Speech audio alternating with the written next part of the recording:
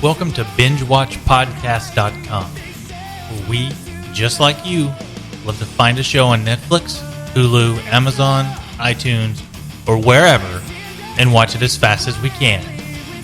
Music is provided by Fall into Flux, off of their album From the Outside Looking In.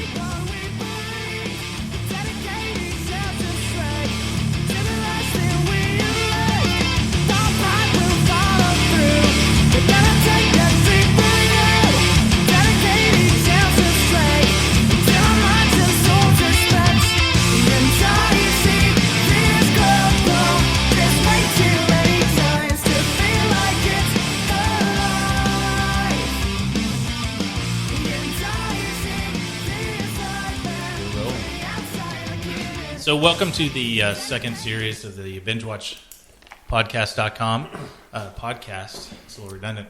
Podcast. Yeah, podcast. Pied Piper podcast. That's a good song. I really like that. Thanks. So a little bit of a technical snafu last time, so we're going to do a couple of shows that didn't get recorded because Paul got really drunk and smashed into some equipment right at the end of last week's recording session. Or Brian just got a card that didn't hold enough. Or the card ran out of memory. That may be either one. One of those two things. It's valid. Got to be smarter than the SD card. Oh, so that tells me where I stand. So we waited too long last time in the podcast to talk about the drinks that we were having, of which we will have many, hopefully. And then I had all my experimentation getting ready to make these types of drinks this week. I have a little bit of feedback from Ginger. So we're drinking martinis. I think everybody has a martini this go, right? Yep. Yes. So Greg, who's new to this series, has already had a beer, and he's already asleep in his chair. So he What? what? Sorry to wake you up, guys. Sorry to wake you up. Oh, that's all right. So we're drinking martinis. I have I don't know what you call it. Are these Cosmos? No. Pomegranate. Sure. Some berry thing and citron vodka. Paul, who stuck with a drink that is befitting him, is drinking a dirty martini because he is dirty. That's His right. gaming name used to be Dirty Sanchez, right? That's right. Oh, Yeah. that's right. I forgot about that. Yeah, What's I that? did too until I just said that. Ginger rolls her eyes. What's that? It sounds I don't even know. Interesting. And then Ron, you and Greg are having apple. Your teenies? apple flavored Apple teeny. Apple teenies. Yeah. Cheers. Cheers. Cheers. By the way, we want to do another round of introductions. We are. So we have Paul, Hey, how's it going? the bearded wonder. We have the married couple. Is Ginger, after 2 hours of talking about lesbian sex, wanted to make sure that everybody knew she was married to Ron. Hello. So we have Ginger and Ron, the married couple. And the new, we have Greg has joined us. He's a coworker of mine. We always shoot the shit on TV shows at work. Probably a good third of our day. That's a fact. I Yeah. don't know how we get paid. So Yeah, well, these checks keep coming, so we'll keep going. Every 2 weeks. That's a Hey, good I'm thing. in the clear. Oh, look at that. Money in a bank. So we are drinking martinis. So some feedback on martinis. So as you know, everybody should know, including everyone that ever listens to this podcast should know, Which is us. that, which is all 10 of the people that we've told, that I'm a whiskey drinker. And so I do half and halves. So it's half whiskey, Half milk. half milk. The only thing I drink are cement mixtures. So At work. Diet Coke these days, and you have always given me feedback that, oh my god, that's so strong, it's so much alcohol in that. Mm-hmm. Okay, these martinis are double the concentration of alcohol that the half and half drinks that I make are. As you get older, I find that Your liver deteriorates rapidly. and your taste buds need more alcohol. So I forget I ever said anything. Okay. Yes. So that was the first thing, because I had in preparation. I don't even know that I've had a martini before. You selected martinis this time, right? No, it was you. It was me. Yeah. Why did I say that? We were talking about it. Because last week you said she brought up that she makes a mean pomegranate martini. Okay. And you was like, I did. Yeah, you did. It was in the That's lost all sessions. you talk about is alcohol. anything could be in these And lost dildos. I sessions. cannot deny. Alcohol and dildos. You've had martinis before, though. Have I? Yeah. Where? Santa Fe, New Mexico on our snowboarding trip with Michael. We had martinis that trip. Yep. And meth. Let's cook. And lots of sex. Yeah. It With was all, Mike. yeah, With Mike. Paul. that is true. The lots of sex was true, but it was not with Paul. Paul was not there. It was with Mike. fortunately. It was with Mike. But I don't remember that. I remember drinking a lot. I don't remember drinking martinis. We had one of the bars we went to. We had martinis. Oh, is that when we went with the girls that Mike ended up marrying one down the road? Yeah, I think so. We've been drinking all day. That's why I don't remember going to that particular. It was just one of the many different drinks you had. Yeah, here's a cheers to the Cowgirl Bar in Santa Fe. Oh, New yes, Mexico. absolutely. Yes. And all the Pabst Blue Ribbon that That's I could right. drink. It's a lesbian bar too. JJ. Oh, cheers then. Okay, so let's. Everybody's going to think I'm a lesbian after these podcasts. Why? You're married to that guy. Ron keeps on hoping. Again, everybody's going to think I'm a lesbian. Ron's a lesbian. He loves women too. So I do love the lesbians. Ron's a very woman-like voice. Yeah. Ron has done. It took him a long time to transition and to get his voice that deep. Yeah. So I want to talk Lots about. of hormones. you're the tallest bitch I've ever seen. Yeah, God, that growth hormones have worked wonders on you, sir. Yep. That and the Adam's apple insertion. Yeah. He said insertion. You got there before I did. Yes. That's what she said. Yes! So we did run out of room, and there was one show I wanted to revisit because I think I just finished it. I think it was awesome. So we'll talk about this show again. The show is on Amazon. It is an Amazon original, and it may be the first one that they've done an entire series on that's an Amazon original. I may be wrong about that, but Is this who cares? Is this Bosch?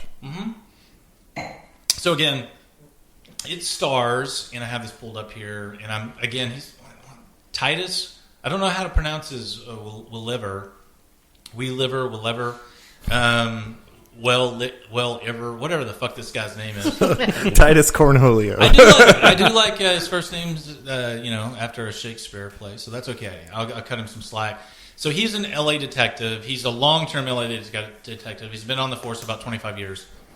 He's one of the few old-school guys from back in the day that's made it through the very political system and the reinvention of the LAPD, right?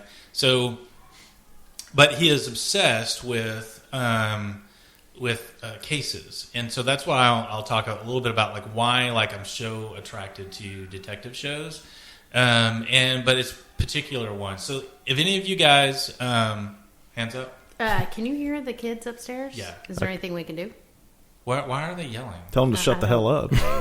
I mean, I can go up. They're just, Yeah, Ron, they're just. I mean, it's a couple years just late, stand. but Do you mind standing up and just yelling at them to shut up? it's a couple years They- late to do much about that. Hey, quiet down up there.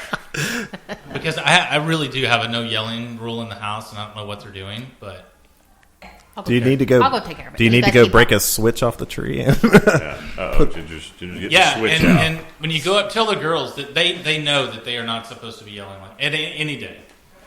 This just She's adds about to more, go This serve- adds more flavor to the podcast. Well, we're going to edit this out. Oh no, just roll with it. So, I don't know if you guys have ever watched, and this is why detective shows are kind of have a big attraction for me. Is the kind of person that's attracted to this work. If you have ever watched 48 Hours, Yeah, the show, yeah. So, yeah, it is a TV show. not the movie. Well, the movie too, but it's totally different. Whatever. So, the 48 Hours, which New sheriff in town. His name is Reggie Harris. it follows these detectives around, right, for the first 2 days, because you can't really pin it down to probably who did it in the first 48 hours. It's probably not enough evidence for you to convict down the road. Is the obsessiveness that they have about their job. When they do the little character profiles on 48 Hours, they're following these detectives around, and they're talking about, I've been in homicide for 5 years, I've been on the police force for 20 years, I'm on my third marriage, because I'm kind of married to the job first, and but just the obsessiveness that they have about it, and the seriousness that they take their job with, that it almost supersedes everything, their own happiness, their own family, someone has killed someone, and they truly do feel like they're the speaker for the dead on this person. Well, and that's the way we was talking about The Killing last week, Yeah. and that's the same way they play the female lead on that show. I mean, she has wrecked everything in her life, Yeah. but she's not willing to give it up, the job, for anything. So it's a major attractor for these types of shows, and this guy's obviously in that vein where he is obsessed with the work. Hasn't seen his daughter in like 3 years. She's lived overseas, and she's recently back, and she's been back, and his daughter's maybe 15. And he keeps making plans to go see her, but he keeps canceling because at the end of the day, this case or these cases that he's working on the first season just keep drawing him back. He does eventually make contact and kind of reestablish something, and that becomes the theme of the first season, him reestablishing the contact with his young daughter. But he is totally obsessed with this, to the point where if anyone, even on the force or a policy of the police department, kind of gets in the way of finding out who's killed these people he's investigating their murders, and that's how, and it is a little bit like 48 Hours or Beverly Hills Cop, where there's the sergeant that always is yelling. That's kind of a common theme on these shows too. Sure. But very, very possessed by the job that they do, and probably take it more serious than they do anything else in their life, to the detriment of their own life experience. So what is his as a character? What is he like? Very gruff? Does he have a sense of humor? What is he about? I think he's the way he deals with most of this stuff is by being very stoic, Right. holding it all in, and that's why I really like Titus, because he's kind of sort of played those roles. I think last week on us, initially talking about this, the first time I was ever introduced to him, this is when he was on Deadwood, prior to him being one of the baddies on Lost series. He was the man in black. Yeah, on the man Lost, in black. Right.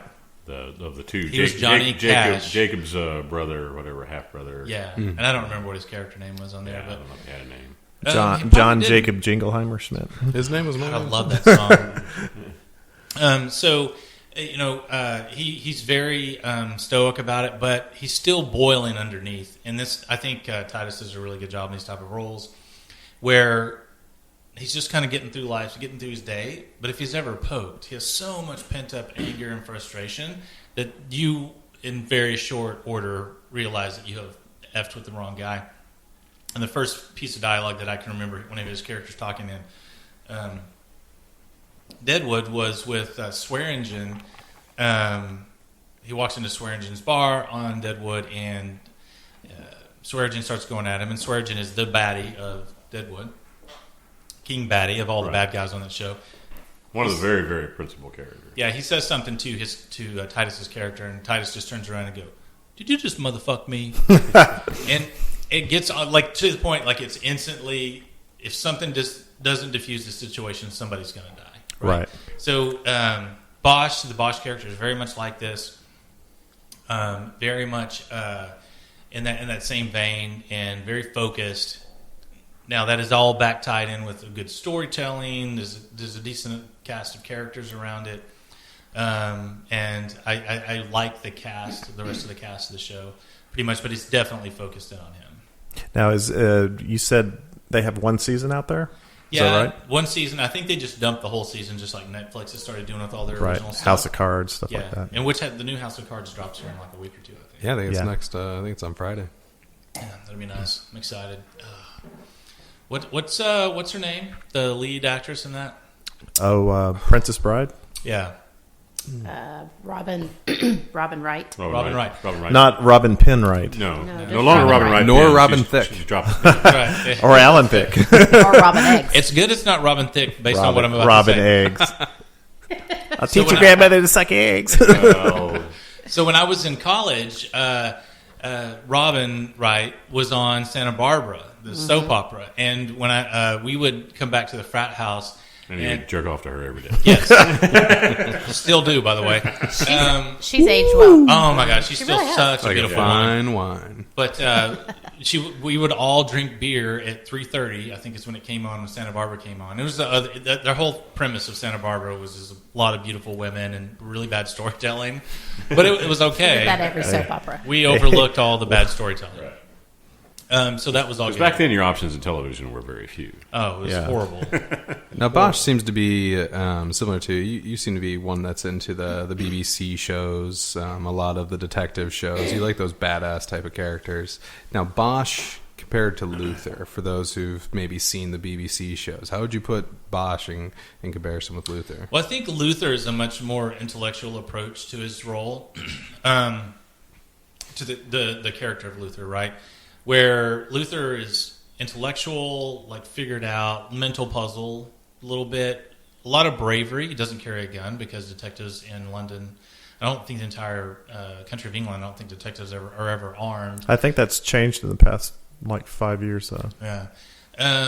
Where Bosch actually was a cop who, after 9/11, signed back up and went back into the Army, Special Forces in Iraq, has come back to L.A., and it really, like, if you get in his way or you present a danger to him, and this, again, is not a surprise, within the first episode, he's in trouble because he will pull his gun and he will kill you.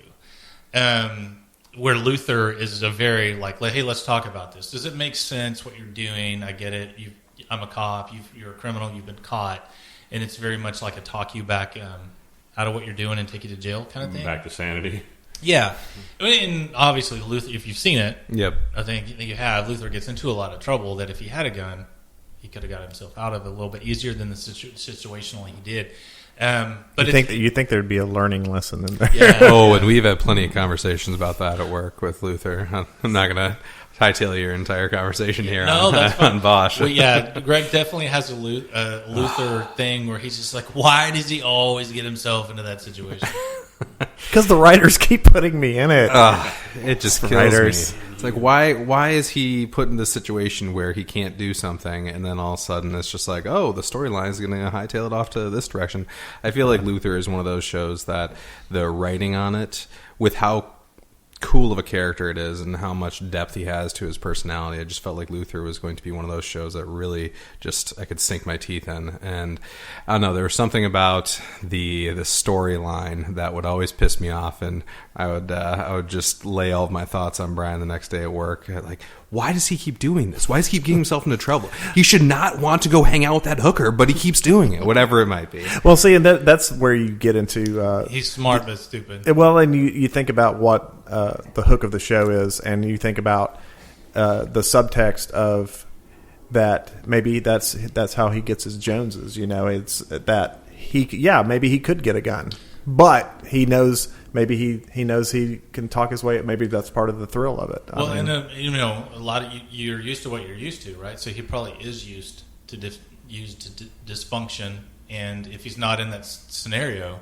as a character, he's going to find trouble. I mean, a lot of people are just built that way. Yeah, well, and that's what Greg was talking about the frustration factor of every week is like, really, if there's too much of that with an audience, then that show won't last, because it's you have that fine line of plausible. Is it plausible?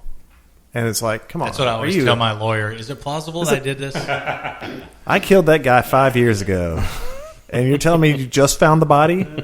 It's like that whole, which is, I think, a pretty common theme, especially with sitcoms. It's, at the end of the sitcom or at the end of the show, everything's good and it's all wrapped up tidy and everybody's happy. Well, if you want to watch Luther, nothing's ever tight. Yeah, No. that's the difference though between sitcoms and Yeah. drama. Especially today's serial, drama TV series, is that the resolution does not come at the end of the episode. It just rolls into the next one. Well, that's the whole the cliffhanger. I mean, that's and that's interesting that because that was built off of that whole idea that goes back to back to serials and stuff like that. But now that we're super serial, the whole idea of now it's you can watch it all at once. That you're watching, like, say, an hour chunk. Cliffhanger. Okay, next one. And it doesn't have something that you have the water cooler talk where, oh man, I cannot wait until next Friday or whatever, because it's like I'll just queue the next one up. And what's funny is with a good show, you'll typically not look at what's going to come, what's something that will happen to this person. It's really a reflection of what's happened in the past. So what was their background? What's the story about? Why are they the way that they are? And I felt with Luther, that was a good part of it. They were really starting to bring in the what happened to him in the past. They start out with that series, and you have that guy hanging from the ceiling. Spoiler alerts? Do I need to even say it? Well, I wouldn't do a spoiler alert where you feel like you're going to give away what the season is about or what the show is about. So Yeah, because I haven't started watching. If you mess it up for me, man, All right, I am just want to make sure if coming I need after to, your Appletini or whatever the hell and Paul it is. did kill somebody 5 years ago, as we just found out. So But he's buried in your yard, sir. His head is sticking out of the ground. How could you miss him? buried, head sticking out of the ground. Remember that movie, Motel Hell? Yeah. Yes. It was only Motel Hell because the LO didn't work in the Motel Hello. Yeah. Yeah. That was like Where are you going with that? That's what they did. They buried people up to their head in their backyard. Oh, that was kind of like that's good. Texas Chainsaw, Tickler. take on that. But Yeah, it was pretty close to that. But yeah, with they really do a good job of digging into the past of these characters, and that's what I've found with the different series that I've started to get into on Netflix. That's really been kind of my main source of it. It's awesome that my father-in-law has a subscription. I just go ahead and use his user ID and password. God, you're And, such a mute. oh, it's I do. That's wonderful. funny. I do too. Your dad's great. But, That's awesome. Yeah, going through that, it also makes it funny because whenever you look at this is a suggested for you, it's like there's this anime, sci-fi, drama, love story. It's like, how in the hell is that on my queue of what I want to watch? Because everyone just uses the exact same. Netflix has literally the worst algorithms to suggest stuff to you, if anything. I think there's like somebody back there that I went to college with who's incredibly drunk, just randomly adding stuff to dude, you should watch this. No, I shouldn't, because none of that makes sense. Yeah, I tried to use that. Hi, I'm Max. Would you like some help, getting suggestions? I tried that like 2 times, and I was like, Max, you're stupid. Who's Max? It's this thing that's on the main screen that it's basically, it looks at what you've watched before. Max is short for maximum. Oh, it's not Max. Is it? It's called Max, though, on the She's talking about the magazine with the half-naked chicks in it. Oh, you mean Oh, Maxim? Maxim. Maximum. Maybe that's another magazine you're into. It doesn't all go back to that, really. It really does. Oh, guys. So how many episodes have you burned through the whole season? Yeah, or? no, I watched it all in like a couple days. It's only like 10 episodes. there's just one season right now. Oh, Right. what about Luther? Is Which it is perfect. more than one? Luther's been on since, I think, 2010. I think there's two or three seasons. I think it was 2010, Netflix 2015. only But has one, of course. yeah, but they've been bouncing around with the season. Let me take a look. Well, that's funny because that's quite a stretch, and I've really only came onto my radar within the past year or so. What, Luther? Yeah. Yeah, then that's what I'm saying. There's probably, and if I wanted to, I could rattle off 40 fantastic BBC things for you guys to watch that you've never watched that are fantastic. Mm-hmm. It's not on your radar. Well, it's on Netflix, Netflix is never going to suggest it to you. Some of it is on Hulu, but there's so much good stuff out there. Part of the reason we started this podcast and I beat people down with these conversations because I know what you like, I know what Greg likes. And I watch a series, you and I'm do. like, Greg's got to watch this, or Ron. I'm always telling Ron and Ginger, by the way, I'm going to beat you guys down with the series that I have beat you down with before that you still never watched. Don't say it out loud when we get down later in the podcast, because you guys will not watch this. You will love it, and I'm going to kill you. Is that the name of the podcast? Yeah, I'm going it's a really I'm going to kill you. It's a really I'm going to get you, long sucker. title. For that 17 episodes, by the way, for Luther. So what I was going to say, three seasons. 3 seasons, 17 episodes, 3 seasons. The way that they do the BBC British television with a season being 5 to 6, maybe 10 at the most episodes is perfect. In America, a season is maybe 22 shows. It's just ridiculous. It's too drawn out. They have to interject a bunch of stupid stuff. Because at the end of the day, it's about dollars, right? Well, it's very regimented to what they can sell, how they insert ads. I mean, that's why And- some shows run at 24 minutes because they know they need to have this amount for ads. Yeah, and the worst thing that for one of your favorite shows in the United States is for it to become a hit, because then season 1 maybe have been 15 episodes. If it's really, really good, the next is 26 episodes. Right. And But they want to also do it because of timing. They want to do one section of like 12 or 13 or whatever in the fall, and then one section of that in the spring too, and skip over the Christmas holidays. People don't watch as much. right, and to my knowledge, the first show that did that in my top 5 forever is The Shield. They started breaking it up into this. A season would be 2 seasons. I think they were kind of forced, if I'm remembering correctly, and I may not be, because they started bringing in like Glenn Close and a lot of top name actors, and it was a little bit difficult for them to say, "Hey, can you come shoot with us for 26 weeks?" or however long it would take to shoot the series. So they would break it up. Forrest Whitaker, Glenn Close. Well, and that's I could probably talk for 10 days about The Shield and its influence on TV today. Well, and that's the thing with breaking up seasons. I used to hate it. I used to absolutely hate it because I just got into this, and you're going to break for like 5 weeks or 8 weeks or whatever. Yeah. And I was like, I'm done with you, But now I'm sort of used to it with the shows that I really enjoy. That's sort of a little bit of a litmus test for me. Is if it breaks and I never come back to it, then I had no attachment to it. So plus, it allows you to start binging on something else in between. Yeah, and then I find something else, like Brian was saying. There's all these other great series out there that you've never heard of, and you get into that, and then that's if you never come back to that other one, or you may come back to it a couple of years down and let it build up a few seasons, and then now I can get which into I do it. all the time. And Yeah. for some people, I realize that the delayed gratification of waiting for 3 years to watch that thing.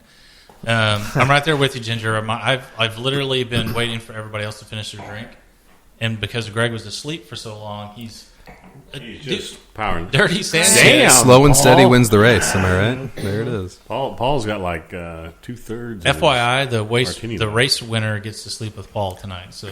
Oh, Nikki. So she's kind of the loser if you think about it. Yes, that's not what she said. Oh, Paul. That was the worst Nikki imitation That I've ever British heard. accent was as bad as my Canadian accent last week, which was horrible. Oots a boot, Yeah. So the delayed gratification of waiting for a couple years to have something coming on it, and I do go back and forth between, I've bought something on iTunes and I'm watching it whenever an episode becomes available, and I'm binge watching something else. But what I was going to say is there's nothing worse when my Netflix, Amazon, Hulu queue there's nothing there, and there's nothing on iTunes that I've purchased, and the fuck am I going to watch? It's like a panic. How about read a book? Hey, I was just about to say, hey, man, That's why crack I a have book. 27 volumes of Penthouse. You got Mein Kampf over there, so you can always bust into that, or the one on the complete works Illuminati. of William Shakespeare, right next to me. Yeah. So, should I need to reconfirm with myself that Hitler hated the Jews and gypsies and stuff, I will reread Mein Kampf. Open page 1. Yep. Close. So really, why you started this podcast was for us to give you ideas of what to watch during those times when your queue is empty. there you Finally, go. someone figures it out. Yeah. Well, So- and that's what we talked about Secret last out. week with Longmire. Longmire. And you I would fucked it have up never. last week. I would have never. I knew. I was like, what did I say last week? If it was in the Lost Sessions, I don't know what I said. I would have never You heard were of that. taking notes. Yeah, and I think I threw them away. Yeah, he lost them already. Yeah. Yeah, but it's a phenomenal series. It's and AMC. What AMC and all this stuff is. I think at the end of the day, it's going to bite them in the ass, just like HBO's been bitten in the ass by creating this thing that's totally hit driven, right? Right. Not like, hey, how can we build a great audience that watches this Sunday through Sunday? Just concentrate on the content, the quality of the content. Right, and we got to make hits. Yeah. Everything has to be The Walking Dead, or we can't show it. Everything with HBO has to be The Sopranos. You think And- so? Yeah, HBO has run out so many horrible shows. Yeah. Trying to Luck. There was just an article written last week about how horrible Luck was, and it was Dustin Hoffman gambling stuff. But what it was is they thought they could bring together great cast, great writers, and blah blah blah, and make a show, and it was absolute shit. And I saw the preview, and I was like, that's absolute shit. No one watched it. It was canceled like halfway through the first season, because what they're trying to do is make another hit, rather than going out and like, how do we create good content that maybe finds an audience, right? Well, and that's why I always come back to The Walking Dead. For me, it's had its ups and downs, and we talked about that last week. But you take this graphic novel series that is really compelling, and then that's the basis, and they weave in and out of way they follow the storyline from the comics. But then you take a guy like Frank Darabont, that's his name, right? Shawshank Redemption director. He was the one who helmed the first season of Walking Dead. Okay. The first season, and I think his first 2 seasons, and is really compelling. Then it's sort of a little bit. Well, now it's getting better again. Yeah, that's why the first season, and I've gone back and rewatched the first season probably 3 times. Yeah, it's so compelling because the emotional content is so strong. Yeah, the whole way through. Yeah, and what they've struggled since that is to everybody. Then season 3, to a person I know that really likes that show and is like a super fan, it's like, why did it go so soap opera / slasher flick? Why did it take away from the reason that we were into those characters in the first place? There's a hard cut when he leaves the show. I didn't know what his name was, but it's obvious. Frank Darabont, I think that's his name. Then it goes from, listen, this isn't a character-driven thing. And I think they've tried to rotate back. They've gotten enough feedback and stuff to rotate back to. It has to be character-driven, and it has to be compelling, and it just can't be like, how many zombies can we kill or people on one particular episode. Well, and I think that was part of it, listening to The Talking Dead, which comes on right after it, is that I think last season is when they brought in a new showrunner, and as someone that had worked on the show, but he was put in creative charge, and that makes a huge amount of difference as who is guiding the ship. Well, I think the whole showrunner concept, and I really feel like that's a new concept that maybe is come back full circle, because it used to be by committee. That's why Sons of Anarchy was so true to its vision. And I think such a good show in the end, although the last episode was a little weird. Yeah. It just had one dude. Okay, one guy. Every script, everything said this is the way it was. And was willing to, anytime in one of the corporate, and he does a fantastic, I think it's lightning outside. Yeah. He does a fantastic YouTube podcast for his own show every week. There we go. February lightning. Yeah. Welcome to Texas. Thundersnow. Yeah, the guy on the Weather Channel, that dude. Did you see him freak out last week? He was doing it's the guy who's been on the Weather Channel forever. He's like the icon of the channel, and he is like super excitable. And the Thundersnow is just a recent thing. I guess it's the phenomenon has been around forever, but it's something that they've pushed. Thundersnow is on the way, that type of thing. And so he was out. He was out. Live, where they stick them out in freezing fucking weather and say, okay, I'm going to talk to you for 10 minutes. You just go. And he's out there, and it's snowing, and then boom, right, and he's like, Thundersnow, did you see that? He starts doing cartwheels and all this crazy shit, and it happened 3 times, and each time it lightning. Well, yeah, he freaked out. Double rainbow, double rainbow, double rainbow. Yes, exactly. So I think the showrunner in him being like, there's no one that can override him. The artistic vision is what drives the show. And he, on his podcast, would basically every week come out and just rail on the executives. And like, fuck them. They're not messing with my show. This is what the show's about. This is how the show's going to be constructed. This is what we're going to do, X, Y, and Z. And everybody else can go to hell. Even the audience, because he's like, I have a long-term vision and what I'm trying to get accomplished. And that's something I really admire. And I do think that going forward, probably having a pure showrunner is the way to go for a lot of this stuff, and avoid like, we got to make a hit, we got to make a hit, we got to make a hit. Well, especially in the case with Sons of Anarchy, is that he built up over the years, because he's been a writer on several shows, I think he was even on The Shield as well. So he was on The Shield. So he was basically he built up his a homeless. Got given. He wrote a couple of shows for, what was the political show that? West Wing. West Wing. Yeah. So he wrote a couple of episodes of West Wing, and they're like, "This guy's brilliant." and so he became one of the cast of characters in the writing room Yeah. for the Shield. And a year later, he's the only guy writing the Shield, right? And so then he's gone on to do Sons of Anarchy as a new show that's set in the medieval times. He's working on. Again, like I said earlier, I could talk for 10 days on how influential the Shield show and the system and the actors for TV that have come out of that.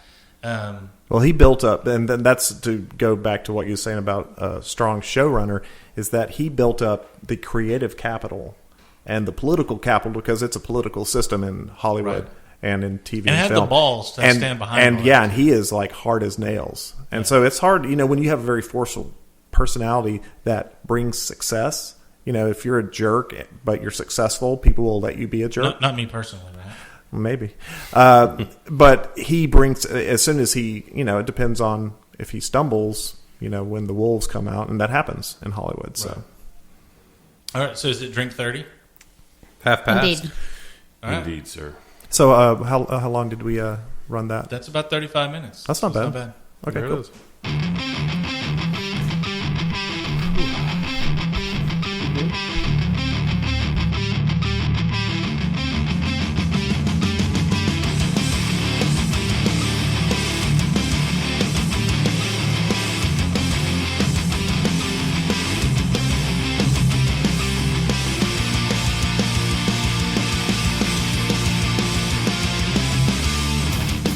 Take over.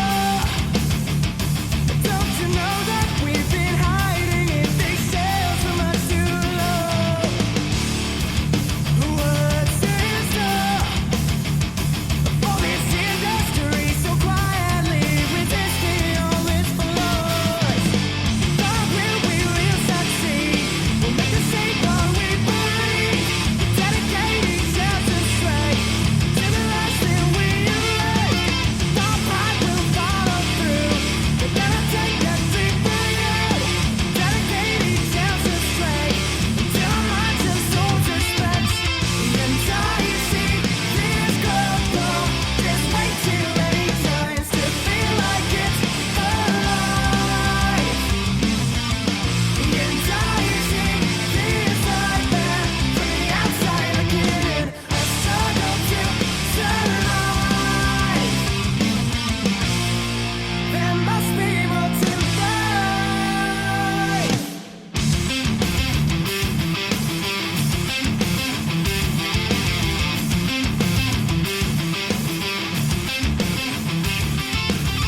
Thought we will succeed. We'll make the same one we believe. Dedicating ourselves straight until our minds and souls respect. The entire scene is global. There's way too many times to feel like it's alive. The entire scene is like that. From the outside looking in, a struggle to survive. There must be more to life. More drinks. We're back. So who's going to go next? Are we doing the? Are we recapping lost Peel sessions? Do you want to do last Archer? time? Sure. Which you're still going to be unable to talk about. let's do a recap, and then I have some stuff to talk Okay, about. so we'll go. All right. Last time we missed because Brian, the part that we did capture was Brian's initial talking about Orphan Black, which is what I was going to talk about. Well, we got an hour and almost 2 hours of audio last time. Right. But we missed a lot when we came around to me. I was like, oh crap! I was going to talk. So about did you want to Orphan do Black. Archer, or do you want to do something else? No. We'll recap Archer. And then You don't have to. Yeah. It's not. There's no law. No. It's whatever Ron Shockley wants to do. All right. I'm just. This is the Peer only pressure. day of 365 days that Ginger's going to let you do what you want to do. sweet. I don't know about that. She is sitting right, literally next to me. She pinched my inside thigh. Yeah. Okay, Actually, welcome back. Actually, I kind of like that. Welcome back to the podcast. We do have new martinis. Ginger has chosen to up the alcohol level in the martinis because they weren't up to her normal Cheers. drink. We just got a little creative. Yeah. I actually still have the same martini because I didn't put ice in it, and it was wicked strong. So I was like, 4 cubes of ice, please. Paul is still dirty. Yes. Mr. Sanchez. So we're going to shift over to Ron. Ron's going to recreate a little bit of the Lost Peel sessions from last go round. Yeah, last week, the last segment when I came around to me that didn't record was my suggestion, or what I've started watching recently that I've been binging on Netflix while my lovely wife, has fallen asleep at night. Which is about 8:30. Okay, maybe 9:30. Hence, but one of give her your a little credit. 8:45. One of your mini nicknames is Meemaw because you fall asleep at. Yeah. Instead of standard course. Greenwich time, it's You standard and Meemaw time. 8-year-olds go to sleep at the same time. Hold on. Let me take a survey here of everyone who gets up at 5:15. Well, I hear Anybody? No. Liar. He's a liar. I'm up at 5:30 every morning. You're an insomniac. You are full of crap. Every morning. but that's not 5:15. That's right. That's not 5:15, sir. That's right. Oh, it's an extra 15 minutes. It makes all the difference in REM sleep. Desiree's got to be on the bus at 6:30. She knows how to cook. Okay, never mind. And I probably generally go to bed about 1 o'clock in the morning. Explains. Okay, I'm old and But you're happy famous now. for living on, 4 hours of sleep a night. On the edge. That's right. famous for living on the edge. Candle that burns Me and short. Bill Murray, The Razor's Edge. That was not such a good movie. No, I think I watched that one time and I was like, okay. Yeah, it's like, oh, all right, fine. When's it going to be funny? Yeah, no, not that kind of movie. Anyway, my series that I discussed last week that I'm binge watching is Archer, the animated James Bond spoof, which is Animated stands for cartoon. Well, but yes, of course. Because it is so inappropriate. No, You ain't kidding, man. Because I knew about the show, and after Ron talked about it, I watched like 3 episodes back to back to back. Yeah. And I kept on looking upstairs to make sure the kids were listening. It is pretty foul, and I love it. yeah. And that's what makes it funny. Is it's just so over the top, outrageous and dirty at times that it's funny. Archer is a James Bond spy who works for an organization, and the organization is run by, of course, his mother.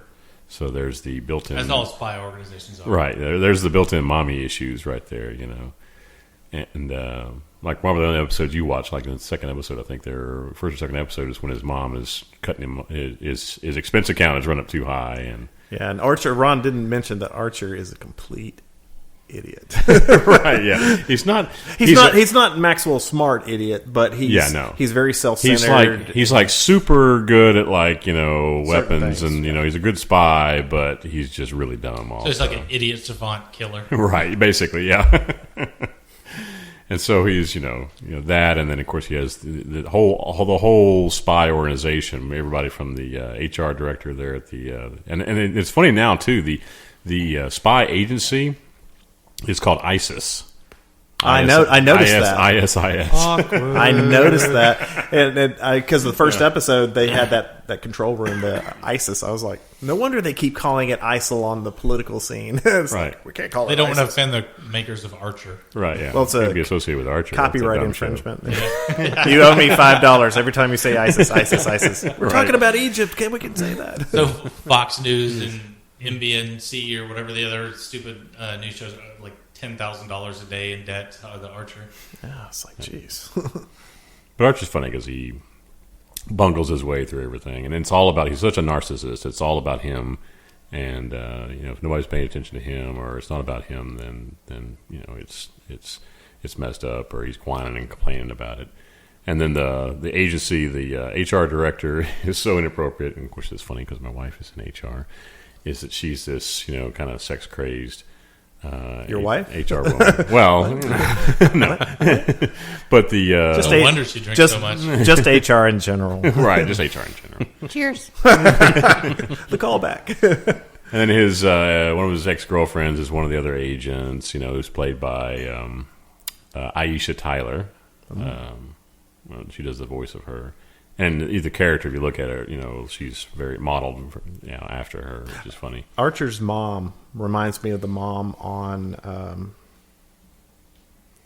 what was that show that just got brought back to Netflix? It was Arrested Development. Yes. Well, you know why? Is it the same? She's voiced by her. Oh, it's the same. Okay, I was Yes. like, it's practically the same character. Yes, that's why. Yeah. That's awesome. Yeah, the Arrested Development mother is the voice of his mother. I need to go the back head and of watch Office. Arrested Development. I haven't no seen it kidding. since the very Yeah, it's first time. Genius is show. great. We need to do a whole segment sometime. Well, and they Arrested Development runs 24 minutes an episode, right? yeah, it's a Yeah, it's very 30-minute show. Yeah, and I love I'll shows time like it. that. I'll time it when I watch it. I love Okay. shows that are in under 30 minutes because you can watch like 40 of them, and And they make 40 of 'em. You can really burn through a lot of content like that. FYI, these martinis that Ginger has made are wicked strong. Wicked strong. But they And I'm good. housing Yeah, it. they're GUD good though. Yeah. But anyway, yeah, Archer's funny. You check it out. It's worth and since they're 30 minutes, like you just said, they're 22-minute episodes. You can just burn through them. And, Well, especially with comedy stuff, The Office, Parks and Recreation, which we talked a little bit about last week. Right. That's all runs in that under 30 Community slot. would The be another one. community, and it's perfect. I mean, it's perfect if you want. You only have under 30 minutes to. You can have a little bite. You can watch a whole bunch of them if you want, and you're not committed to. I gotta watch an hour and a half show. Jesus Christ. Do I Yeah. want to do that? That type of thing. For me, the thing I struggle with those shows is like the first couple of times you see Gallagher smash a watermelon, it's funny. The 30th time you see Gallagher, no matter how big the watermelon is, or how giant the hammer is. or how many pie tins are around the watermelon, and how much splashes on the audience, like it loses its appeal. And that's the thing I find as I get older. As Ginger was saying earlier, that we're all getting very old. You get jaded. Well, Yeah. it's just that I can't. What was funny in episode 1 through 5, they're repeating again and again, and then I just lose interest. Well, and that's what I think we talked about that a little bit last time. Is that's what I like about The Office, because I never really watched it when it was on TV. I only watched it when it came to Netflix in its entirety, and I blew through it. Yeah. And it has this. Ow. It has. That's a great sound. I think effect, there by was the a way. bear. It was Spent $25 coming up with that sound. it was Thunder Bear. That'd be your tagline whenever you Sell that start. sound. Yeah. Welcome, Paul, to the show. Oh, speaking of Ooh, good. Speaking- Y'all have sounds. speaking of that, I took Nicholas last night to Monster Jam 2015 at the AT&T Stadium, and it's Monster Truck Rally, basically. I thought when you said, I thought you were talking about the old rock concerts. Was No. that Monster Jam too, Yeah. as well? Or was that wrestling? I think it was Monsters of Rock, wasn't it? Something like that. So anyway, I'm it judging was you right now, by the way. it was I'm a, envying you. it was a super fun time, and you cannot describe the amount of wildlife that you get to see. I was gonna say, We went to that had to have been the best part of it. dude, especially because with I'm an animator, so I like watching people. We went to the pit party before, where they have all the monster trucks, He and they should have be judged. And it continues. yeah, It only gets it better. was fabulous to see just the breadth of humanity out there. And so but it was fun. It was super fun. You get to see these gigantic vehicles with 15,000 horsepower and these huge I'm tires. sure your kid was like, "That's badass." You see that thing crush that other thing. Well, and when we actually went to it, we had, if you were smart, you wore earplugs because it is super duper loud. This was saying in Cowboy Stadium. What was it? This was at AT&T Stadium. Yeah. Yeah. And I'm so sure by what you just said, you did not wear earplugs. I most certainly did. I tried popping one out a little bit. I was like, it sounded Holy. like giant metal bees. it was just nonstop, and it was really entertaining. It has a lot How of many people had teeth? I think the place was packed, and there was probably about It was 8. me and this What was the one number of other teeth guy. per capita? It's like I have most of my teeth, and teeth per capita was running about 8 per. I bet they had like after the fact they had like a swap meet. Like, oh, see that one you're missing, I got that one. I got an extra here. Well, and it's one of those things that appeals. Swap meets. It's my dentures. Hey, John Boy. Teeth swap. Well, and then, there was plenty of that, but it's like going to a hockey game. It's like going to NASCAR. You see a certain type of thing that you expect. You some NASCAR stories. And see, that's the funny thing is because it was really entertainment. And it's like wrestling. It's like, who watches that? Everybody. A lot of people watch wrestling. And it's really, they built in the entertainment. And those vehicles they tear stuff up. And they tear their own vehicles up, wheels popping off. Sweet pickles out there. Sweet pickles. Sweet pickles truck. Yeah, so Ron Gotta has bring what is it? Is it Durango? What year is I have that? a 98 Dodge Durango. That it's like 10 feet off the ground. Oh, no. And we used to call it the Sweet Pickles truck after the Sweet Pickles fan. It has bigger Rainbow tires with on it. it than a normal Durango, yes. But Yeah. it's not that Your high. Durango would look like a little tiny Oh, it wee would look- baby yeah, it's next to nothing. those things. Do you remember? Did you know Norm? Yeah. My friend Norm. Yeah. See, him and his family are still. I mean, obviously they get that wrestling is fake, but him and his kids love going for the same reason you're saying you went to that. It's just like to see a bunch of. It's the freak show. Yeah. So when the Well, car, It's like the state fair. yeah, when the cars got crushed, so your son was probably just like, "Oh my gosh, yeah." Well- were you like, "Oh, the insurance payment"? Oh. No, and that's the funny thing is that, like Brian said, he's just a little kid, so he thought that was the best thing in the world. He thought that was the best thing in the world, and the crowd really gets into it. They have during the freestyle competition, they have the races where they run them in heats where each of two vehicle they pick two and they race around, jumping shit and all this stuff, and it's a speed competition, and they break it down like that. And then they have a freestyle competition. That's when they start tearing shit up. And that was they pick a panel of judges and they look about like what you expect from the audience, and they have to hold up scorecards. And the audience How many of them had on Daisy Dukes? they were seated, so I don't know. But I'm suspecting How many of the men had I on think Daisy I'm Dukes? suspecting Real I'm question. suspecting all of them. How many beer helmets did you see? Not enough. Not enough. You can never have too many beer helmets. But see, that's the thing is that everybody has their favorites. They have Gravedigger out there. They have listeners. they have all this type of stuff that people have their fan favorites. And one of the audience judges gives somebody a low score, and this one dude stood up and said, "He's ruining it for everybody." Say, "You take that score back. You know that wasn't right." And it's like, Nicholas looked at me and we looked at each other. I was like, humanity. That's right. So my only question to you, Paul, is which show is this related to? But see, we was talking about. Edit. No, you don't have to explain yourself. That makes it not. But the best thing was in the parking lot afterwards. It's a pandemonium. People trying to get out because there's a ton of people there. They filled that stadium up. So we're sitting there. Me and Nicholas are sitting there. And we're just Probably waiting. the best thing for humanity at that time would have been a meteorite to come out of the sky and blow up AT&T Circle. If you want to get Thundersnow. a whole bunch rid of a whole bunch of white people. The name of this series is Thundersnow, by the way. Right. So perfect. So we're sitting there waiting, and people are getting impatient. They're cranky. They had drinking their tall boy Miller Lights There's at the some stadium. parking lot fights like Oh. you would not believe. And we nearly witnessed one right in front of us. This guy is sitting here. We're all queued up waiting, and there in the main line there's a Toyota 4Runner.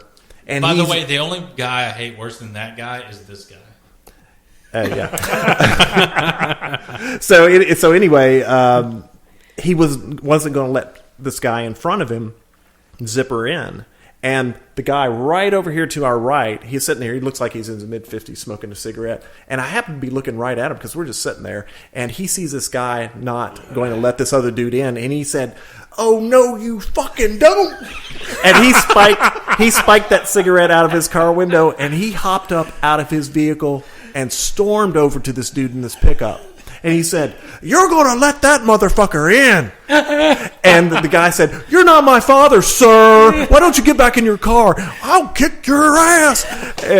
And me and Nicholas looked at me. He said, "Are they going to fight?" And I was like, "Oh, I hope so." I was like, "This is the best seat in the house." So anyway, so this dude calms down and gets back in his car. But the nice thing was, this dude was torqued up. I mean, I was like, I hope nobody has a gun. And he's looked at me. He said, "Go ahead and pull in front of me. At least I'll be nice," or something to that effect. And I was like, "No, you go ahead." This story had a very good ending. You know why hillbillies can't do the zipper thing with their cars, right? They don't understand it because everything they have is Velcro. Nice. Oh, Ba-dum-bum. they have Velcro shoes. So, who has the next show that they want to talk about? I do. You do? You have Yeah. a show? Yeah, It better be a good show. Well, I'm it's totally prepared. I- Greg has been waiting in the Whoa, wings over here to uh, make fun of somebody who brings out a I terrible love that show. he has a notepad. I have a notepad. Cheaper. He has a He's an legal- analyst. I had him white tested, legal pad in front of and him. he's very analytical. I didn't know how intense this was going to be, and so I need Not to so much. get my notes ready to go. So the show that it's actually a pilot, The Man in the High Castle, Yep. And Based on is based on the Philip K. Dick novel. Yep. It's a novelette, I would say, more than anything. It's only about like 150 pages, something like that. so is there like I know like there's novelette. I know novella. Is novelette like there's a pamphlet. Yeah, it's a novella. Yeah, I guess that. Well, is that the masculine? think it's Or is feminine. or what is that? So If it ends in an A, it's feminine. novella. Is feminine novella. So maybe it was a novello. Novello. Hello. So anyway, Waffle. it's on Amazon Prime, and they just did a pilot for it. And the series is going to be picked up. One of the executive producers, Ridley Scott, of course, who did directed Blade Runner.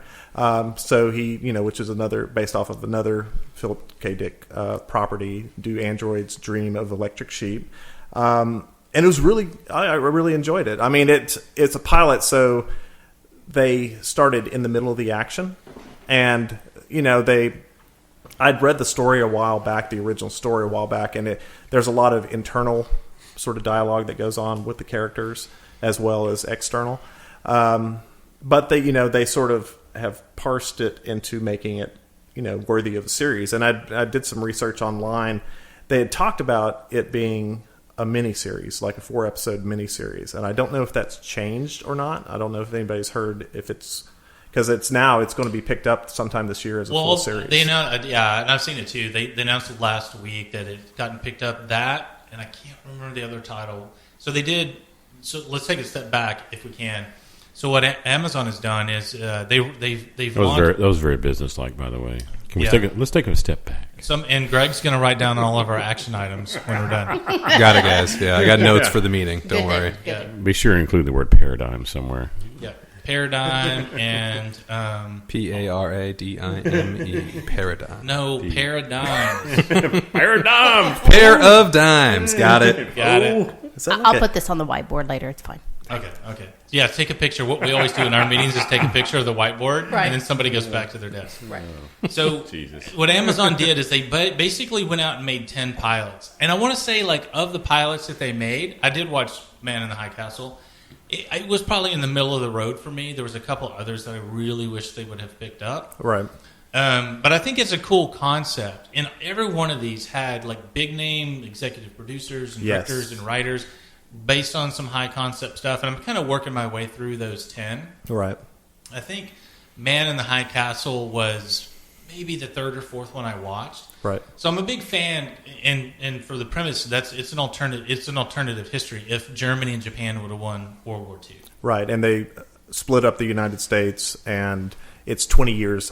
It's set 20 years after the war. right? And And it's like in 1965 or something. yeah, so and the landscape is very, as you'd expect, very different.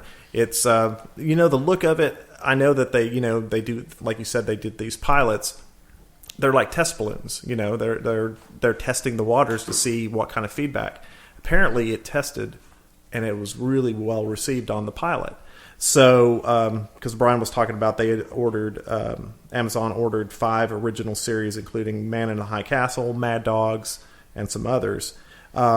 the thing that sort of jumped out at me when watching Man in the High Castle was the production values. I thought were really nice. I don't know if I could watch a whole series of sepia tone. I think they could. Was it in sepia tone? Well, it was, is very. It had Very indicative of like Oh Brother We're Out Thou, like Yeah. that. Oh, yeah. They've run it through a processor, Like a filter, yeah. Right. Well, Yeah. it's not a filter. They've just dumped it into a computer and said do thus and such. Yeah. Yeah, it's very. It has a very processed look, and I think the production values are really good on it. But it was like I was sitting there watching, and I was like, I don't know if I could watch a whole series of this. But the thing that sort of jumped out to me was this one shot late. It was near the end of the pilot when the Juliana, the lead actress, lead character in it, she's in a cafe, a small town cafe, and they cut to a shot of maybe Brian caught it, of this guy who was folding an origami unicorn and set it on desk, and I immediately was like Blade Runner, Right. because that was a tie-in, and of course Ridley Scott, and then something that we can maybe delve in as a little side thing later to talk about, because there's a lot of stuff talking about the symbology of the unicorn in the Blade Runner films, Right. and there's what it means, who's a replicant and stuff like that. I won't go into that too much, but I thought that because everything that you put into a show or a book, if you're a good craftsman, if you draw attention to it, it means something. There's definite meaning. And was it just a nod to Ridley Scott, or does it have a deeper link? Well, I would think on number one, he's the producer, right? So it is a nod. But I think that, not that it's going to be an overwhelming thing, but if you've read the Philip K. Dick books, I mean, that's why they're so short, because everything in there is really meaningful. There's not a lot of fluff in those, and that's why they make, in my opinion, make really good movies, because there's not a lot of fluff to they cut this and that out. And no, they just make the book, right? And that kind of makes a pretty good movie. So Amazon pilot thing, the other thing I was going to bring up is Bosch was actually greenlit from their second season. Oh, okay. And that's how that got started on Amazon. What I wish they would have picked up is The After, which you guys watched that first episode of The After. Yeah. And if you like Walking Dead, if you like Z Nation, that kind of stuff, The After, I think, had a really interesting hook. And then in the end, right at the end of the show, I was like, what the hell just happened? I don't understand. Is it a zombie apocalypse type of thing? You don't know. Oh, you don't know. You don't know it is an apocalypse, and the shit is hit the fan, and everything's going to hell in a handbasket. And then something happens right at the end, and this for me would have been a huge hook for at least 3 or 4 episodes to see where they were going. Right in the last 15 seconds of the show, something happens that you go, what was that about? No. And then it didn't get greenlit, so no one knows. Did you say what was it in a positive way? Like, man, I need to know more, or is it like what the? It was a little bit of both. It was like a 50-50. Like that was like a way out of left WTF field. and maybe now I want to understand what's going on. Yeah. But it was an apocalyptic thing, and it was like, again, and we talked about this a little bit for in Orphan Black episodes of you don't really know stuff that the character doesn't know, and so things seem weird until they're unveiled to you. Yeah. Oh, and I gave Orphan Black another shot, and I found it more compelling watching the first episode again now that we talked about it a little bit. And like I think last week somebody said, be careful, spoilers, is like, and somebody said, well, it happens like the first 4 seconds, when you go. And then it made me think about, thinking about the unicorn tie-in with Blade Runner and Man in a High Castle. And then you look at the credit, the intro for the shows. Now they tell you so much, and I watched the intro for Orphan Black, and you look at the visuals, you look at the DNA strands and the replicated images and stuff, and it's hard. It's like they're telling you what is happening. This is about clones, folks. Yeah, exactly. Well, that's exactly. You said that the other day to me. I think you text that to me. Yeah. But now that I watch it, the opening tells you everything we talked about. Yeah. That's exactly what Ron said in the last podcast, which I was listening to earlier today. Oh, okay. If you watch that intro, It's all there. Yeah, that's about close, folks. Now do me some good storytelling. So, and acting and stuff. Paul, what you're telling me is that because of listening to this podcast, you went back and it was better the next time that you watched it.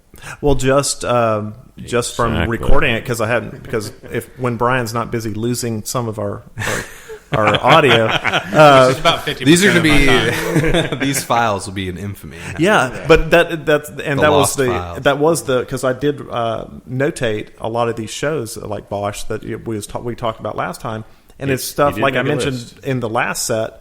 If it's stuff, there's so much stuff available out there. If I didn't hear from people that I know have good taste in shows, I would never hear this stuff. That's what half of the shows that I've been starting to watch on Netflix are. It's this guy over to my left here. Brian's been telling me about you needed to start taking a look at these BBC shows, and I went with the easiest one with Sherlock and going and taking a look at how that show is. And Benedict Cumberbatch. I knew about him, and I knew I know. I looked over in case he did that. Ron did that last week, so I was like, "Here it comes! Here comes the joke train!" Choo, choo. So I already knew he was a stellar actor, and I wanted to see a little bit more of his work. So that was an easy one to get into. But then you started telling me about Luther. You started telling me about some of the other shows that were coming out of the BBC, and that just was. I needed someone to kind of get me off of just following the trend of Lost or whatever the most popular ones are from the mainstream media. So Well, and you look at shows that from a while back, like you talk about The Sopranos, you talk about The Wire, shows that sort of before those came on, people were like, man, when those came on, there's like, wow, these are really well produced. Yeah, they were shows, kind of groundbreakers. Very, very groundbreaking type of shows. And now everybody's looking. Content is king, right? So everybody is looking for. And Brian, you said that just a little while ago. But is also, that everybody is putting them out now. Yeah. History Channel. Everybody's doing series, AMC, and everybody's all doing the it now. networks. Yeah. HBO, Well, and Showtime. like in my industry, everybody. Pixar had a phenomenal run of hit movies, and then everybody in the world wants to make animated films. It's like, this is the way to profit. Yeah. And then everybody Get gets in, trained. and then all these movies come tumbling out, and they spend either way too much money on them. You're talking 100 million plus budgets, which is way too much for a movie. And they don't spend as much time caring for the script and just working on it like a 4-year production cycle. They spend like a 2-year production cycle or 3-year or something like that.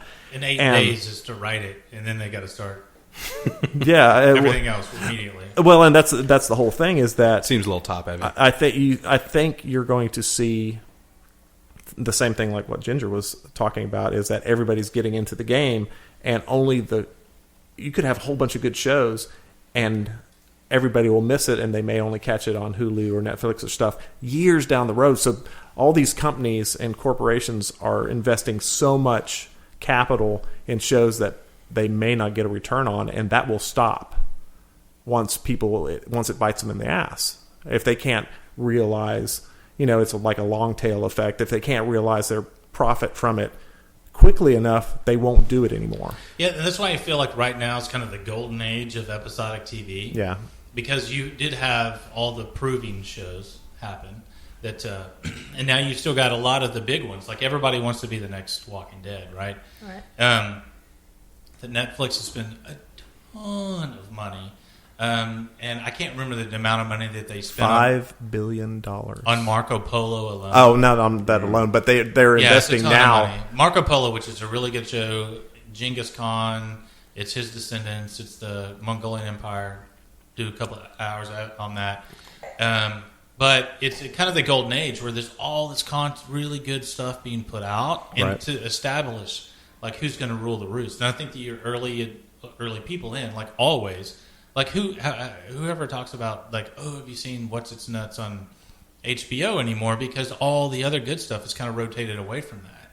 Yeah. And then now HBO is playing catch up to AMC, the History Channel, Netflix, Amazon, where all this good content's coming out, and HBO wishes they had their hands around all that, and they make shows like Luck that are terrible, and they don't work out. But even if you make a really good show, it could be like a critical success, but it might not find the demographic it needs because there is so much content.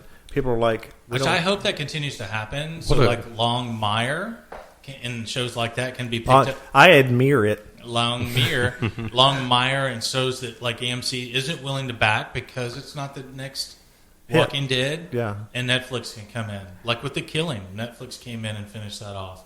I continue to hope that. So I want to take, like, I like The Man in the High Tower, and I want to suggest why I like it versus I love Philip K. Dick, I love the story and all that stuff. So I'm a huge fan of alternative history. Right. So if you've ever read like Harry Turtledove, and that's all he does. Greg Bear does that too, Yeah, right? Yeah, and there's I can't remember the name off the top of my head. The guy that wrote like the Lost Legion and very alternative history type stuff. Right. But he had, I can't remember the name of it. Turtledove did a series where what if Germany was able to stay with Europe, force a stalemate, and they owned Europe? Like, what would it be like in the 1980s or whatever? So that aspect of Man in the High Tower I really liked because it was alternative history. Like, the eastern part of the United States was owned by Germany, the western part of the United States was owned by Japan, and kind of that, even all the intrigue that was going on in the show was like, now there's two big players left, and they're even starting to square off with, like, what's the next step? How does one take over the other to leave one player at the table? Yeah, I really like that aspect of it too. Is that they showed that you don't have any true allies, and I think you could say that in current. I feel like that every day. Every day at work, every damn day. But it's the tension and the cultural differences between the Germans and the Japanese.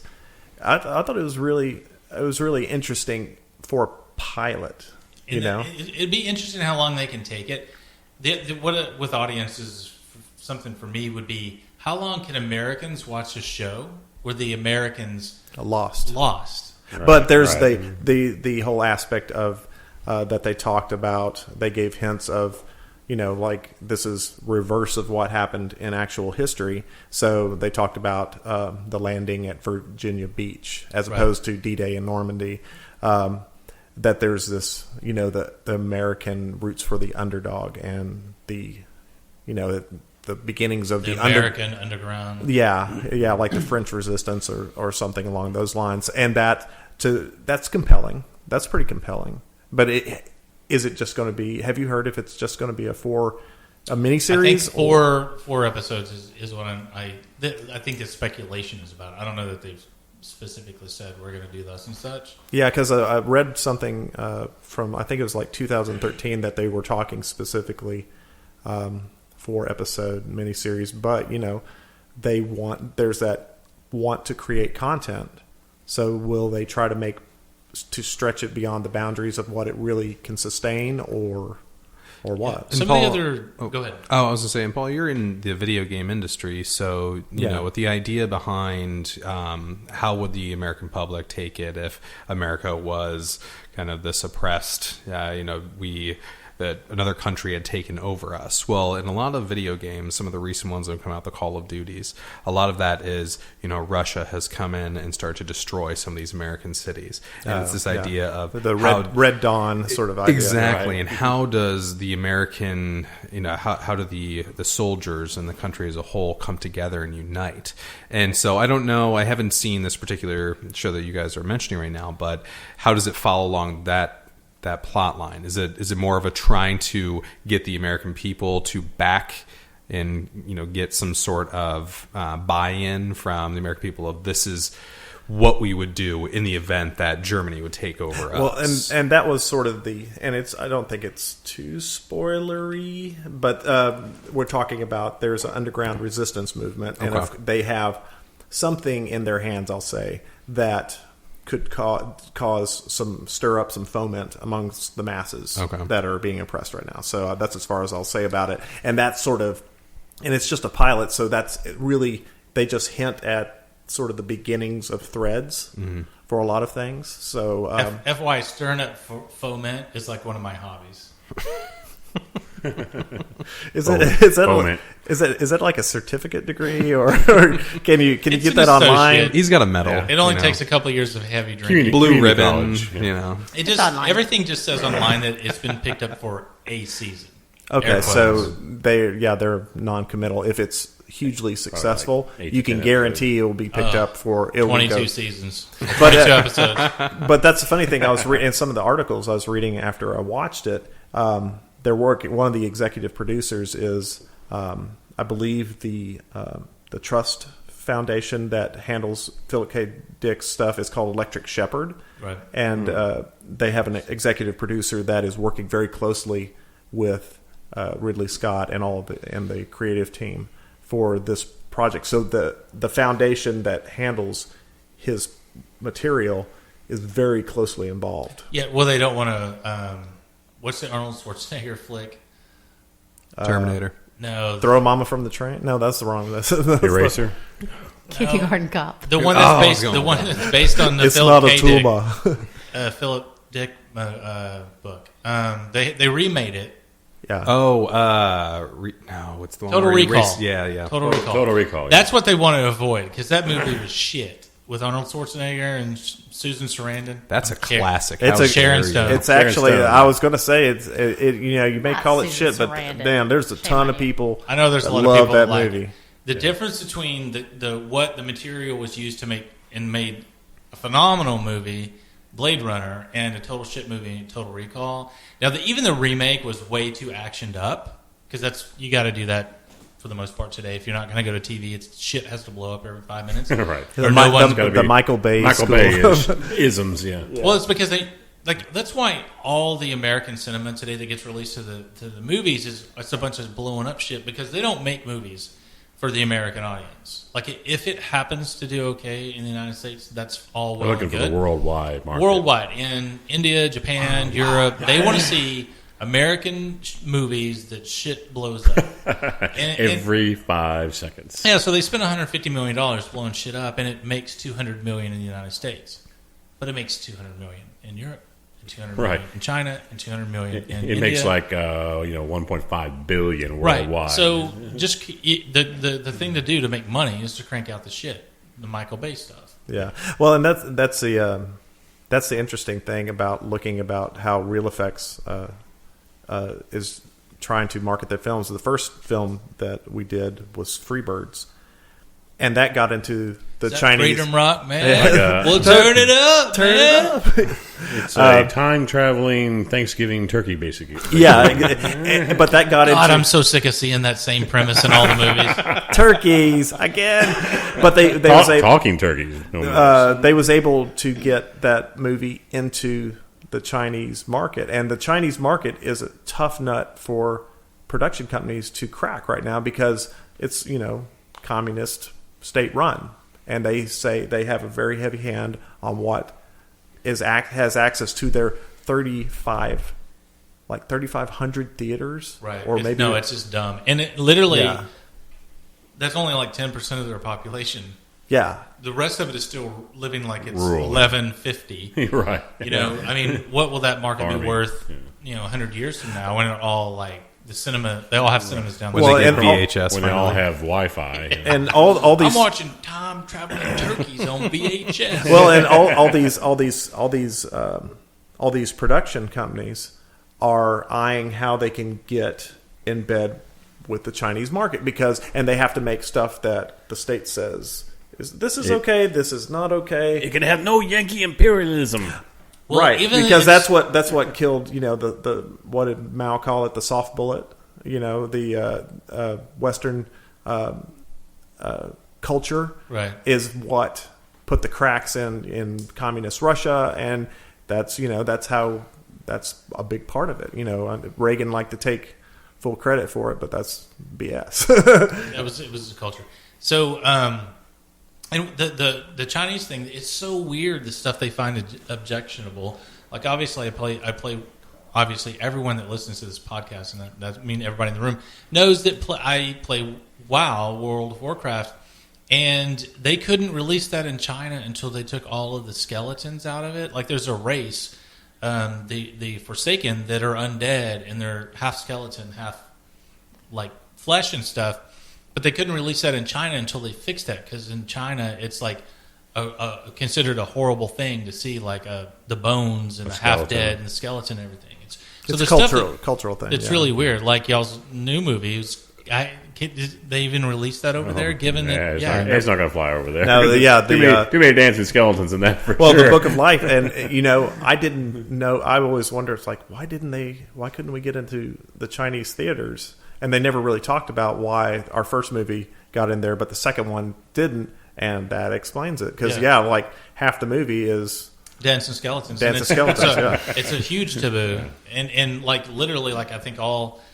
If you think about this, at least in terms of an American, the stuff that you see, there's a lot of the skeleton stuff in the Mexican culture, right? Sure. Where that was all verboten in China and can't be done. Yeah, because of the way it's portrayed in the Book of Life. Greg, you can look verboten up later.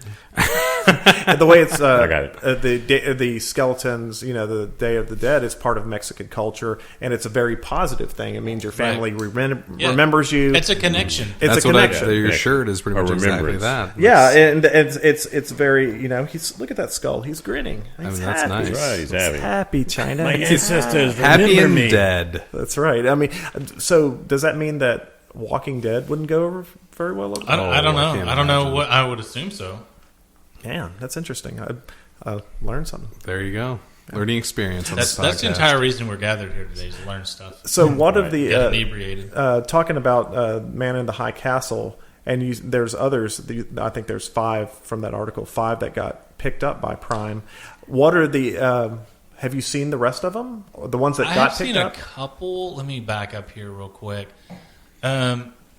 Of that series, the only ones that were greenlit were Mad Dogs, which was the very 40-something caper type deal. I didn't watch that. I didn't really understand. Don't they go to like South America and then all these Getting in a bunch secrets of start trouble. spilling and they start backstabbing each other or something like that? Yeah, and there's a lot of the Stinky and Dirty Show, which is, I'm assuming That's you guys kids, would that's love. a that's It's a kids. kids They show. picked up a couple of kids and programs. Just Add Magic.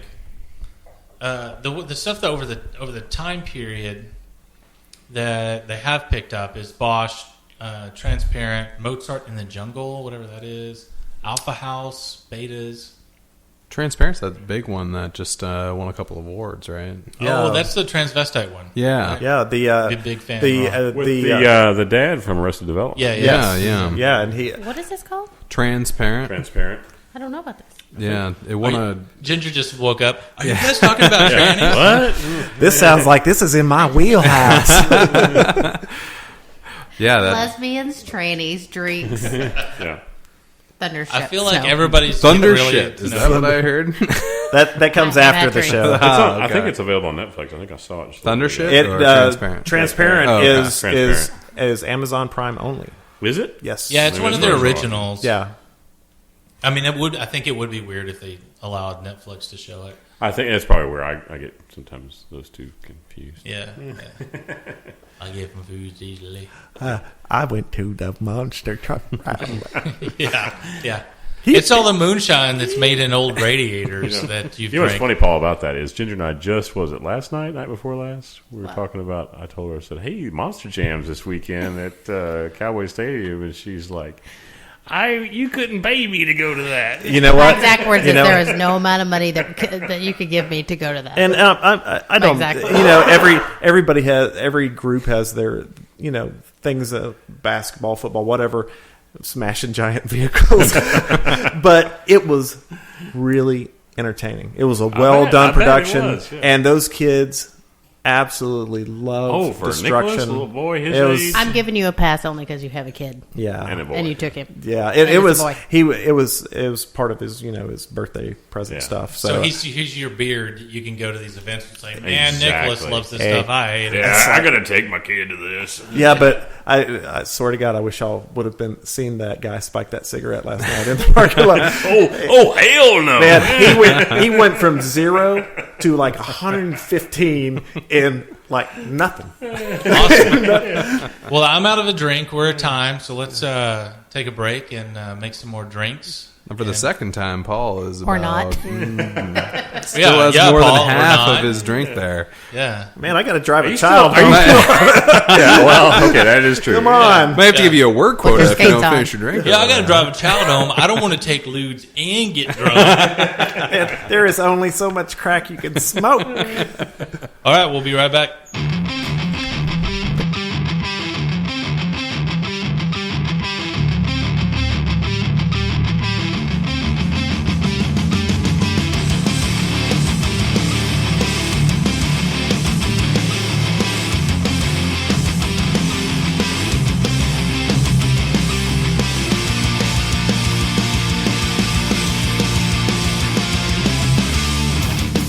Take no more.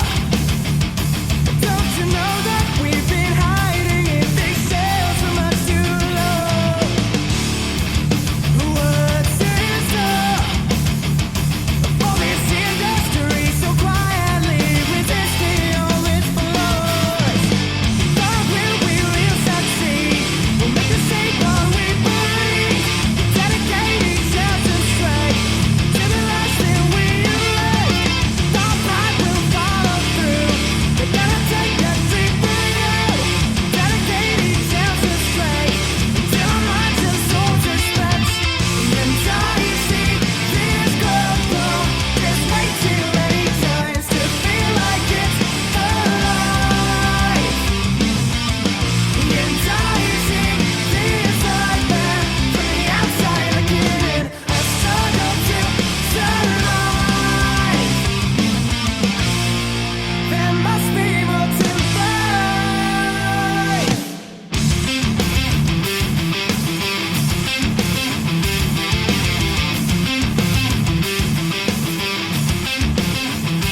Thought we will succeed. We'll make the same one we believe.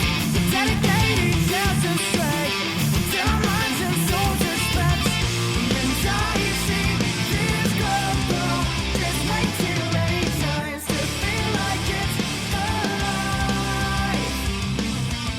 And until you see this like that from the outside looking in, I struggle to survive.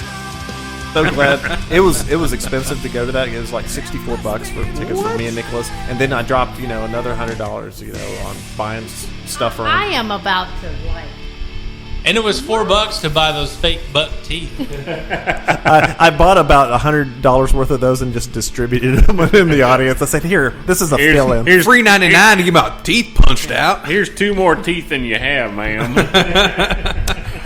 What's the going rate these days for teeth? How much is it per tooth? Please tell me you got a T-shirt from that. I got one for Nicholas. Sweet. Or at least a tattoo. It's only on A the bunch of phone numbers. it's on the inside of my anus, so nobody will.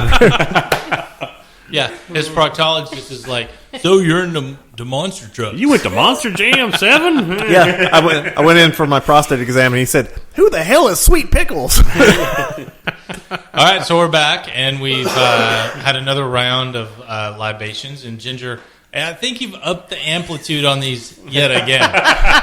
Yeah, I had to have her add more juice into it because I was just like, "Oh, that is hardcore liquor." Yeah, I mean, Greg your is firewater, crying. And it's just straight gin. Like, It's not good until you cry. Well, it's funny. It's like watching. Drinking and sex is it's an exact rule. That's the first rule. It's funny with the No way fun until you cry. the way Ginger makes drinks. It's like watching track and field in the Olympics, and they're doing the high jump, and they say, "No, just take that up another foot." Yep. It's The not high athlete enough. from Ethiopia can jump that. well, she turns Thank to me you, and Bob. she just gives me the look. She's like, "This might be a little strong." And I take a sip, but that's a little strong. Yeah, he was over here with a Bic lighter, and he flambe. All right, so Greg, I do have prefers to be called Gregalicious. It's his stage name, How about Gregtopia? Gregtopia. He's going to go next. He's Gregonimus. got some stuff he wants to talk about. I got some stuff and things, and it's funny. When I came in, I had I have a binder. I have basically a notepad. Binder I've been- damn near killed her. I know. I've been writing down all the hilarious After notes that we binding dropped. comes torturing and killing, right? Part of the BTK. But I've been writing down some shows. Luther was on there. Lex Luthor. Lex Luthor. That's what I first thought about that was. That's what I was- Superman spinoff. That's what That's what Paul said. During the God, break, I hope I was not. just saying that I heard the name and I was like, Lex Luthor. Of course. Because he has... or are we going back to the Reformation and Nice. Martin Luther? Nice. Right. Martin Luther. Well, let me just nail I these hadn't done theses up to this door and see what happens.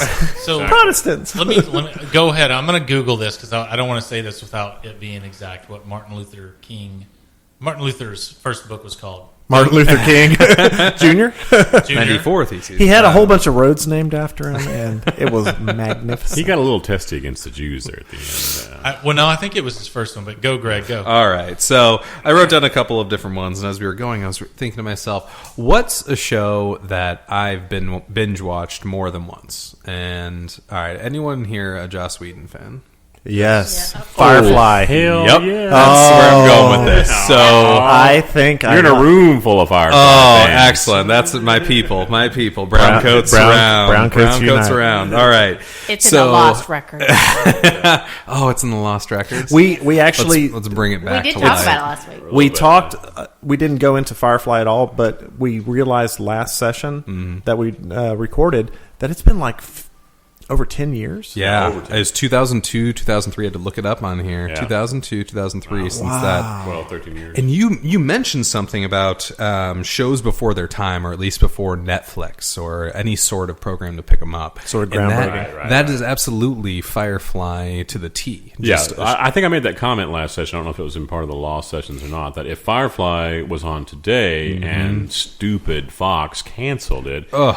Netflix or Amazon Prime, somebody would have picked it up. For Netflix sure. would be all over. Well, and that's sure. that's the thing is that because when I first found out about it in 2006 from a coworker, and she let me borrow her DVD set, the box set, and I was like, "This is great!" And it's like what 13 episodes? Is that right? Yeah, 13. And what did Fox do when they originally started airing them? What did they do? Broke them apart by weeks at a time. No, they And showed them out of order. Out of Out of order. order, yeah. They showed them out of order.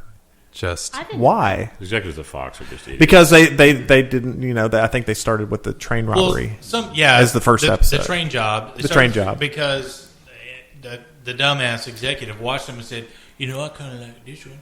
yeah. I think this, I think this one's first the best one. Let's put it on first. Yeah. I mean, it's just a show that it was so prime for having such a great run, having so many different side stories. I mean, they were setting it up for all these different side stories. And I took a look at just the dates, the aired dates. If you want to get a good laugh, just take a look at the dates they were aired and how far apart some of those were. And it's like, oh, we wait until the Super Bowl happens, then we're going to show another one. It's like they was trying to actively kill it. It's I more think or they less. switched like the they're night it looking came for- on 3 times as well. Yeah. Yeah, well, if you're hunting for time slots, it's take me out in the field and shoot me. This show is dead. It's the worst injustice that's occurred since they canceled Barnaby Jones. Or Calamity Jane, yes. Let's reel it in a little bit and say maybe Arrested Development. Okay. Yeah. But yeah, I mean, this show. Am I the only one that's ever watched Barnaby Jones? I think No, hell, I used to watch that back in the day. Okay. Hey, what about, let's go a little further back than that. How about Cannon? Frank Cannon. I was all over Cannon. Is that Darius's brother? Right in the time Cannon? period of Rockford Files. Yeah. No, Robert Files came after. Hey, could we let Bomb. Greg talk a little Sorry, Greg. Mannix is another one from back then. This is not a one-man bit? show. The This is third everybody. the third set is the bitch because that's when everybody's a little bit liquored up.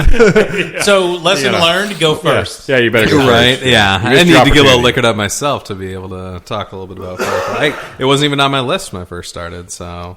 Getting liquored up wasn't on your list? Oh, that was on my to-do list. That's a requirement for Yeah. this podcast. Binge drinking, right? So Greg, what? Binge Yeah, watching. Our binge sister drinking. podcast, helmed by Ginger, is binge drinking. So Greg, what? Meemaw's Weekend Intoxications. Meemaw. Here's to Sundays. Daddy, get the blanket. I'm taking a nap. So, Greg, what is about Firefly? What is the thing that you love the most? So I think for me, I love the idea. The sci-fi scene is just really where I live. So I love watching shows that are all about the futuristic idea of what's going to happen with the U.S., what's going to happen with the world. What are we going to do once we run out of all of the things that we can mine on Earth? Where do we go next? So the fun part for me is seeing all of that unknown seeing the different worlds they go to, all the different things those worlds are good at, all the different diseases that happen on those different worlds, and just seeing how does the human race start to evolve and figure out how to handle all that. So I think my biggest draw to Firefly and to Serenity, if for those who listening to this podcast, the people in the room, Still a fan. yeah, I mean, it's just all those different things that you can see. Every aspect of the human race that has to be challenged, and you see that we have to figure out what are we going to do, how are they going to get people to stop fighting each other, and they try to do all these experiments. And I mean, for me, that really brought me back to that's the Holocaust. They're trying to manipulate people's genomes to figure out how can we control them. And so seeing that this is like the human condition just all over again, having you're realizing that this is going to possibly happen in the future. People will try to make them get better. Yeah, and their premise was that the United States and China were the only ones that came out on top on that. Yeah, right. And that's what I was just about to mention, is that ties into what we was talking about on the last set with Blade Runner, is that the whole idea that Ridley Scott was talking about with the screenwriter in an interview one time is that Blade Runner is post-apocalyptic, is that bad shit went down, and then that is very much influenced the Asian themes that you see, is that Asian culture came out on top in a certain amount of ways. And the same thing ties over into Firefly.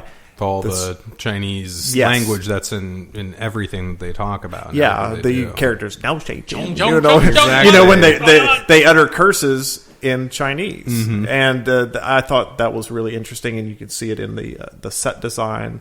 I thought it was really, the whole idea of them being this band of scavengers is very much ties into the space western idea of Star Wars and things like that. Ragtag group of misfits like Han Solo and stuff like that. So it was, to me, when I first watched it, because I'd never heard of it until Rightfully so, with what the Fox Yeah. did to Thank- it. thank I you, mean, Fox. yeah. we stuck a fork in that turkey. How do we make millions? I don't know. And I got to watch it in order, and I think, to me, I like it for what it is now, and people keep on calling for it to come back. There's no way it's coming back at this point. Nathan Fillion is Every the April lead. Fools. Nor should it Castle. really. Yeah. at It this shouldn't point. come Probably back. not. It's at this point. It's like people. The exercise regime that Nathan Fillion would have to get on to come back. Well, there's all actors have a shelf life. We talked about that last You have a window, last session. a window of opportunity. Well, and with another Josh Whedon, Buffy, is Spike, that everybody wanted Spike to have his own spinoff, and he said in an interview a couple of years ago that ship has sailed. Yeah. If they couldn't have done it That window's within, passed. yeah, he said I could have handled it, probably have done it within 5 to 8 years after the show went by. I could have, as an actor, I could have handled getting into the physical shape to be plausible as an aging vampire. But he said, "Now there's no way." Yeah, he says, I've aged, and he doesn't want Do to. vampires age? I think they I thought that was the whole. they sparkle. don't. They sparkle. I know they don't. Sparkle. and they like My favorite teenage girls. Yeah, who don't? and that's for posterity. So yeah, so one of my favorite vampire movies is Near Dark. No. God, what's it That is a called? good movie, though. Excellent movie. Ginger- What's the Near movie I'm Dark. thinking about? I think Ginger's alcohol libations. I know. Where Near Dark is. It's finger licking good. is that a vampire movie? Yeah, Near Dark. Yeah, Maybe I'm. Hey, that was done by James Cameron's girlfriend. Isn't that a Gail Ann Hurd movie? That sounds about right. But I think so. Oh, it looks I think it was one of her terrible. first. I just first pulled it films. up and it looks. Bill Paxton, of course, is famously in that. Okay, so what movie? And not only Bill, it's like a lot of people from it is. from Terminator. It is Near It's Dark. Bill Paxton and But they never Lance once- Henriksen is the and dad. and they never once say vampire in the movie. No, huh? Right. Okay, it is Near Dark. Yeah. So Like Walking Ginger, Dead, you not haven't destroyed my zombies, it's brain as walkers. of yet. yeah, well, I Still mean, working on it. I know. to tie back to Firefly, it's the Reavers. Mm-hmm. It's not the Walking Dead. Yeah, it's not zombies. It's not zombies. It's Yeah, Reavers, but are which they- they have more of They're not even really undead. They're just they're like Mad Max, sort of. psychopath. Yeah, right. And they have the Psychopaths, medical backing of why this actually happened, Right. Not just. It's kind of like in that way. I Am Legend had that medical backing of why they became Which, basically. thank God, zombies. Serenity was made so we would understand like half of that universe. If that movie wasn't made, Yeah, true. we would still be speculating what were the Reavers about, what was going on, what was the driver. I of the watched show? Firefly first and then went back. I think I watched it out of order. Well, Oh, you Serenity watched came Serenity. out many Did you years watch after. the TV Serenity, I think it was Yeah, like I 2000. I think we watched think Serenity was Firefly and then 2005. Serenity. I did it backwards. You watched Serenity first? Oh, you watched the movie The movie? first. No, I watched Firefly first. Yeah, That's- the Yeah. The movie comes That's the way it years went. later. Yeah, that's the Okay. way Like it he had went. to really fight, and then one of his main Right. drivers, not only to show that he could do actually good work post or after Buffy, that was to explain a lot of that stuff. He's like, all these characters are hanging out there, no one understands what's going on. It was to tie up a whole bunch of thought, and there was a genuine profit potential. Oh, for sure. that they But saw. Fan didn't- base it for didn't- that. it didn't Yeah. make They, It became cult-like. when- money. Yeah. And it is still going strong Oh, today. Brown absolutely. coat conventions are still. If you ever watch Castle, like Nathan Fillion is the lead character in he's the Castle, king obviously. of Castle and, there. Yeah, and If she ever goes missing, it goes to me. and in his Halloween episode, he throws on the entire Malcolm Reynolds outfit. oh, and you could just I hear. love it. You could Wow. hear Love the it. squeaking of fanboys and girls. Yeah. Oh, His daughter comes out. If I remember that episode correctly, his daughter comes out and is like, "What are you trying to be?" Or something like that, making fun of like, yeah. And but that's a whole tongue in cheek. I do love that show. Yeah. I love Nathan Fillion. Everything he's done, I'm a big fan of. And he was Nathan Fillion. He was actually This is gold. he was in a few episodes as this psychotic preacher in Buffy. Oh, that's Yeah, right. and he was. I mean, he was not a fun character. He was not a fun boy. Not a nice guy. He was not a nice guy. And, he was and very. Whedon had to beg him to play in Firefly. He's like, I'm a happy-go-lucky dude. You keep casting me in these like dark, badass characters. That's not me. I'm happy. Like Castle, Yeah. Nathan Fillion is going to work and playing himself. Right, I mean, a version of himself. Yeah, and he in the interviews I've seen him in, he just goes on and on about like they had to. He's beg kinda and like, plead me. He's like, I don't want to do that. That's not me. I'm not even within who I am as an actor. That's not within my range. He's kind of like Clooney in a way. He's very funny, practical joker. Charming the ladies. Right? Yeah, he's a very funny guy. I'm here just to have I'm a Dapper drinks Dan man. yeah, exactly. Where's my pomade? I'm still watching Castle then. Yeah. Oh, Castle not is. seen it? Oh, No, and Castle. that is I yet- thought it was kind of. That is yet another show that I've always wanted to try to watch, but I never did But it because very it's much is like, you how have, much time do you have? You have to watch Castle for what it is. I mean, you can't go Yeah, in and it's think not. like, No, and I know get what I it get is? it. It's not a serious drama. It's because it's on network TV. You gotta- It's just going to be something I want to talk about. you got to at least start at the beginning for at least the first couple of episodes to get kind of a good well, the feel pilot, for they it. had no idea it was going to actually make it on air. So the pilot is dramatically different than episode 2. And the pilot is made a long time from, you can just tell, when you see Nathan Fillion in the pilot, he's super thin. It's right after he comes off of something. He's, Did you just hit the mic? He yeah, just smacked his but mic. I have a thing. It doesn't sound. He's a shock mount. It helped. So, That's what she and he said. played, in the a pilot, Shockley Mountain. he's a little Shocker mount. swarmy. Hello. He almost comes off as like this rich perv guy in the pilot. Episode 2, they've obviously received a lot of audience Little feedback. yeah. And Focus groups. He's very much more the rich, playboy, likable person in Right, episode right, 2, yeah. and that it's good. It's very much better for the series that they Not took quite that. as Well, and promiscuous. that sort of touches. No, base. he is. Yeah. But it's not. It's the charm and the boyishness of it, Tone- rather tone than down a little bit, Like, yeah. listen, bitch, you about to get naked for me. You know, Well, it's- that touches base a little bit what we was talking about with Amazon and Netflix ordering these pilots.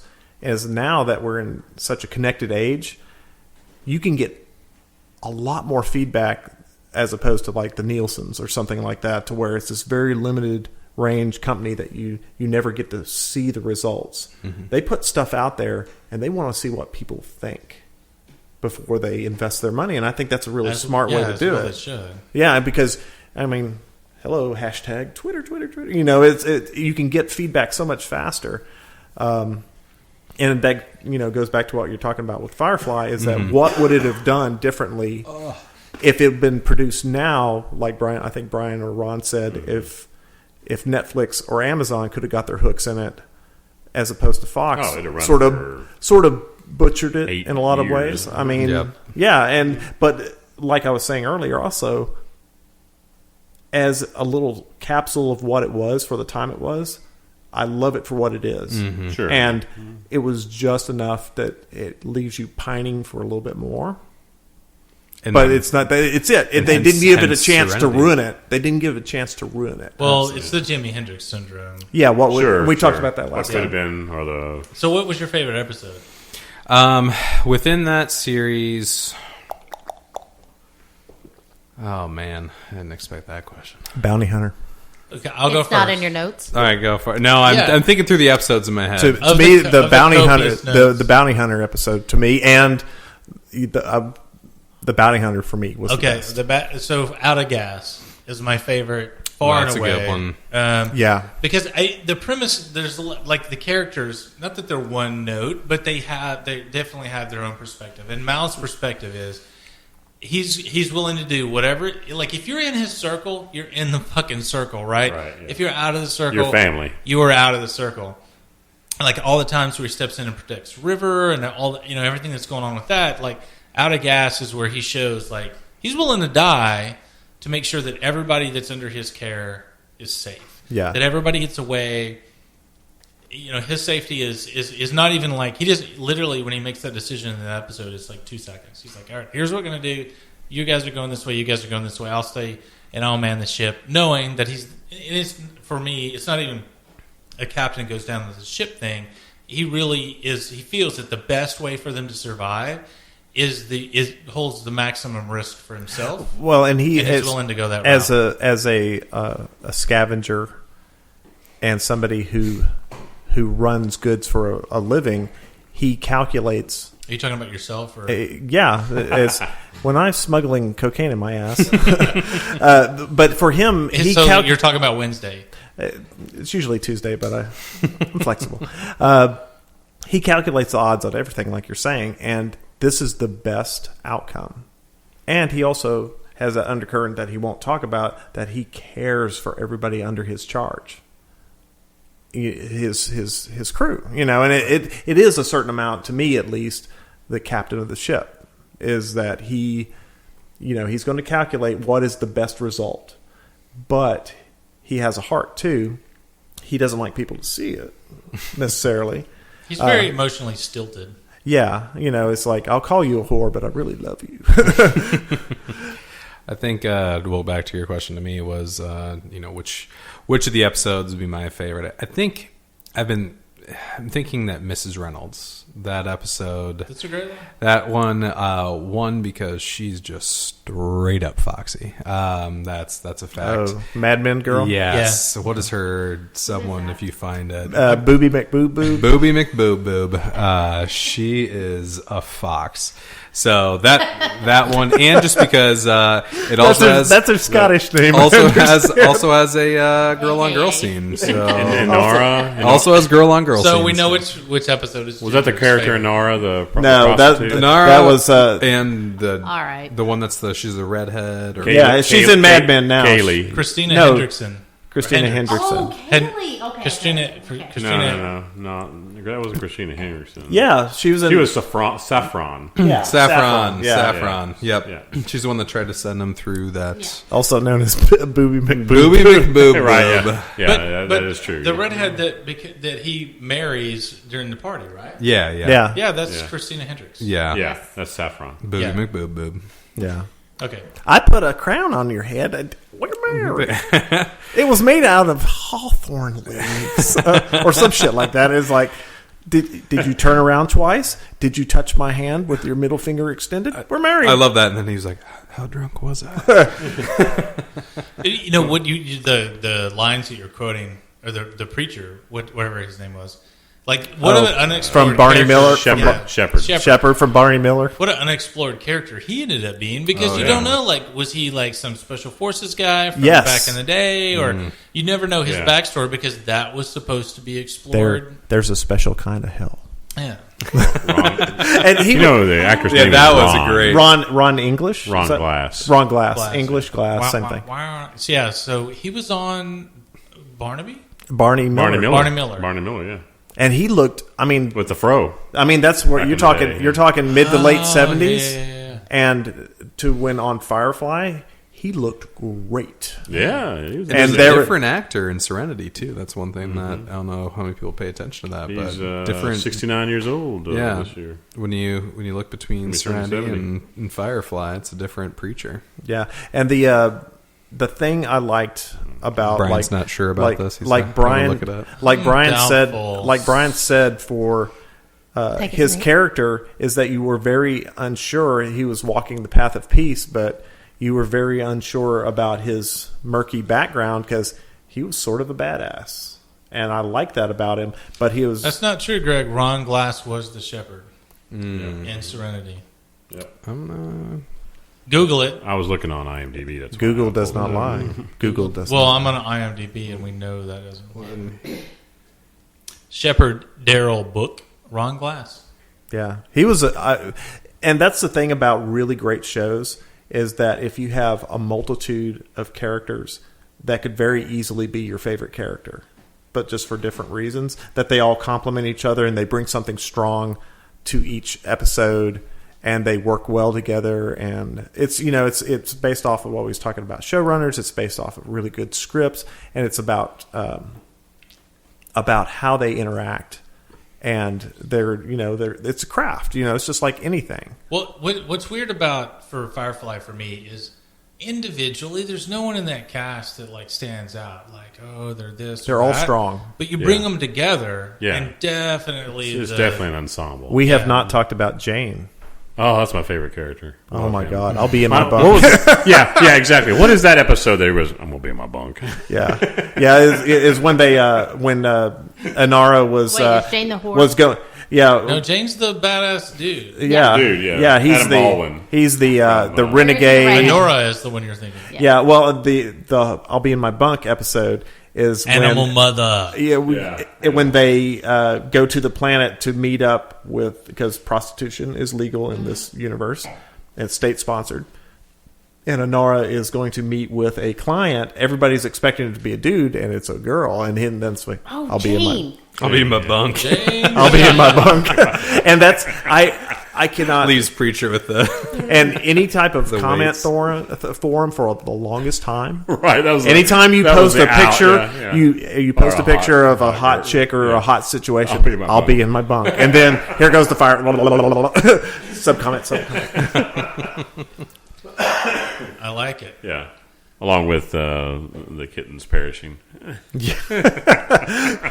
I haven't heard that in a while. That sort of fell off. That was Fark. That was sort of Fark era. It was Fark era. the kittens. We were talking the other day at work, Every like time you all the masturbate, stuff God that's kills a kitten. as well he should. The anything you do, anytime you do anything, a cat should die. As the so And there went a certain part of the listening segment. we've just alienated all the We just anal every. Hey, Hey, that's hey the now. that's Hey the now. podcast we do later. So, is anybody got another show they want to talk about? Well, I was going to ask you. You Well, mentioned Greg, did you hit everything on Firefly Yeah, you you hit want to talk Firefly. about? I mean, we could hit on Firefly for, I'm sure, another 4 hours. but especially Hey, Firefly. especially Greg, especially Summer Glau. Which I Oh, followed. summer. Like I watched the Terminator series. She's just a because ballet of Oh, Summer I Glau. I like that series. I did too. I thought it was good. Sarah but can- Connor Chronicles. Yeah, Yeah. yeah. I There could- was- there it was could a not thing- pick up an audience. There was the thing that was How after is that? Fox. How is After that for Fox, it's evil fucking Fox. Well, Fox? that's the funny thing about Summer Glau is that that was the running joke is that after Terminator, every series that she's associated with dies a horrendous death. You know, she is a show killer. Did you know a little trivia on Firefly that all the cast members there, whenever they'd flub a line, they would yell out like as a curse word Summer Glau's name. Say it, Summer Glau, and it became like just a gag, and so they just kept doing it even through the Serenity movie. And she hasn't been. She was in a 2014 TV series called Sequestered that I've never heard of, and she hasn't done anything since this. What is sequestered? Is it still going, or I don't know. did it die? Did she kill that one too? Die a horrible death. God, Did she Summer Glau it up? I think so. She's an epitaph. So, Summer Glau. What were we gonna say, Ron? Oh, I was going to ask. You mentioned earlier about bad HBO series that they've tried Which to. there are many. Right. Okay. Speaking of that, on that very subject, did you ever watch any episodes of? Because they ran it right after as a lead-in after the Sopranos finale episode. They ran it right after that, which I think that was around. I think they timed it around the Super Bowl. They ran their series then called John in Cincinnati. You know, I didn't watch it. WKRP. It was in one of those that Cincinnati. completely. I could have those turkeys could fly. I totally remember that show, and I remember what that guy is in now too. What guy? The main character in that show, The kid or the dad? the John.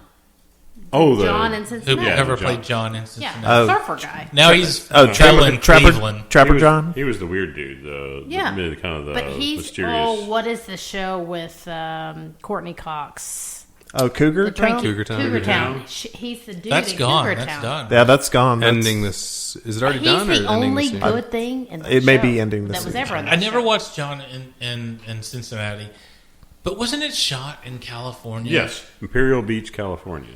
So, like, so it is the written, seagulls ruined the Cincinnati show. Is that what you're saying? If I remember correctly, it's written by the same guy that wrote and created. Was the showrunner on Deadwood, right?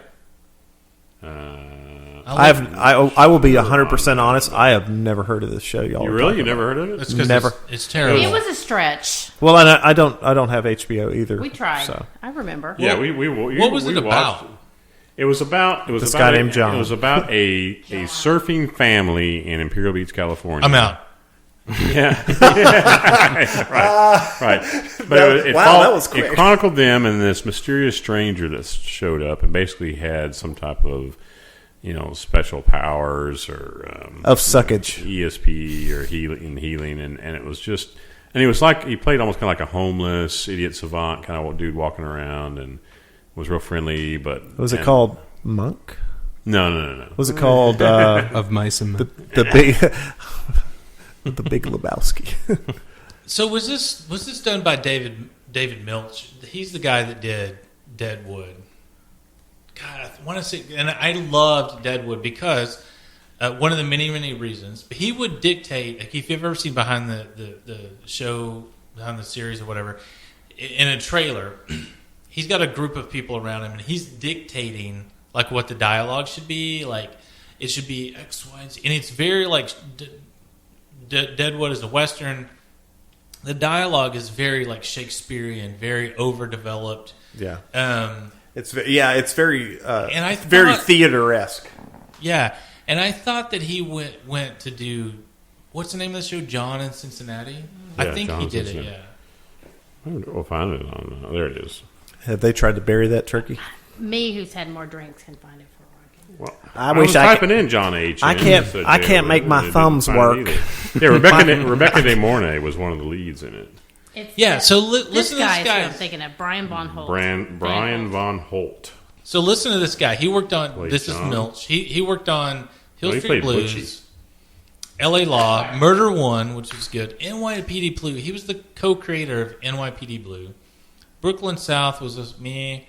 Deadwood. He was the creator of Deadwood, and then he moved on to It is David Milch. Yeah. Yeah, John in Cincinnati, and it killed his career. It was not a good show, but you wanted to try it. Get on Right, the yeah. get on the mic, Ginger. I'm sorry. Yeah. I've had drinks. And then I'm sorry. he went I'm from I'm listening at a 45 John degree in angle. Cincinnati. Smells like drink in your face if I'm close to you. Yeah. So he went from John in Cincinnati to Luck, which is the horrible of horrible HBO Oh my shows. gosh. Oh wow. Career killer. So double kill, Man. double failure. Yeah, so that's all he could get together after John in Cincinnati was Luck. So it's like bang, bang, all awesomeness for 20 years. And that whole HBO factory, that HBO hit factory, like killed him. Dude, and that And Why did you bring that up? had Ed O'Neill from. Let you break that up. Yeah, Ron, you just... well, You just killed the I've heard podcast. We had such a great Firefly We had such a good conversation. run. I've It's I've like heard us. I was trying to We're like- dovetail we're being into boxed Brian's HBO Listeners- suckage. Listeners, do we want to go back to Firefly? I've Another heard podcast. I've heard And- enough. I've heard it in the industry I'm in, I've heard enough stories of how quickly doors close in Hollywood. It is such a fractious environment of people. We're retiring the Notebook over here. Yeah, because all the Put away.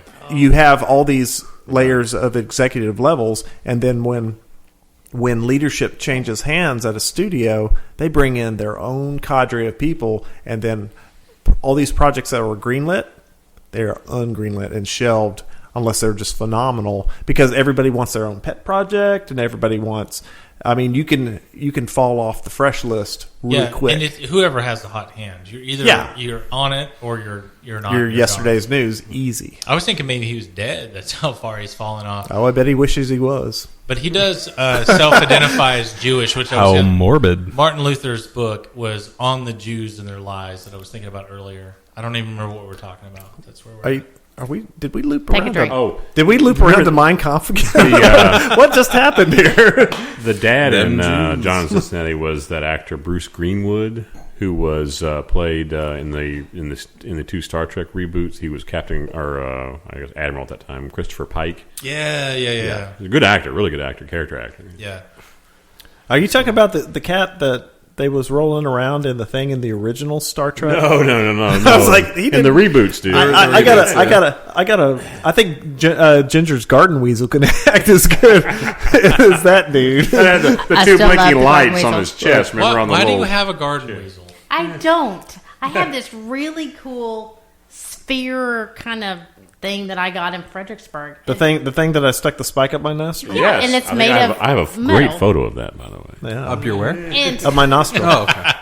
Up the old address. That's what he the- likes to the call his pointer. anus, by the we're never way. recovering from this. And it's funny to tie into talking about series is that my wife and I watched Downton Abbey, and I they just have a watched garden the- weasel in front of It one is of the. not a garden weasel. They have the garden weasel on a pedestal in front. I was like, and every time I think of that, I look over at Nikki and go, Series 5. Paul just put his finger in his Downton nose. Abbey. I know. And watched leaned. it 2 Radio, nights. and leaned. Audio listener. That's right. Okay, I have a question. Yep. So, I don't really have a TV show that, although I do have something I kind of have gotten in.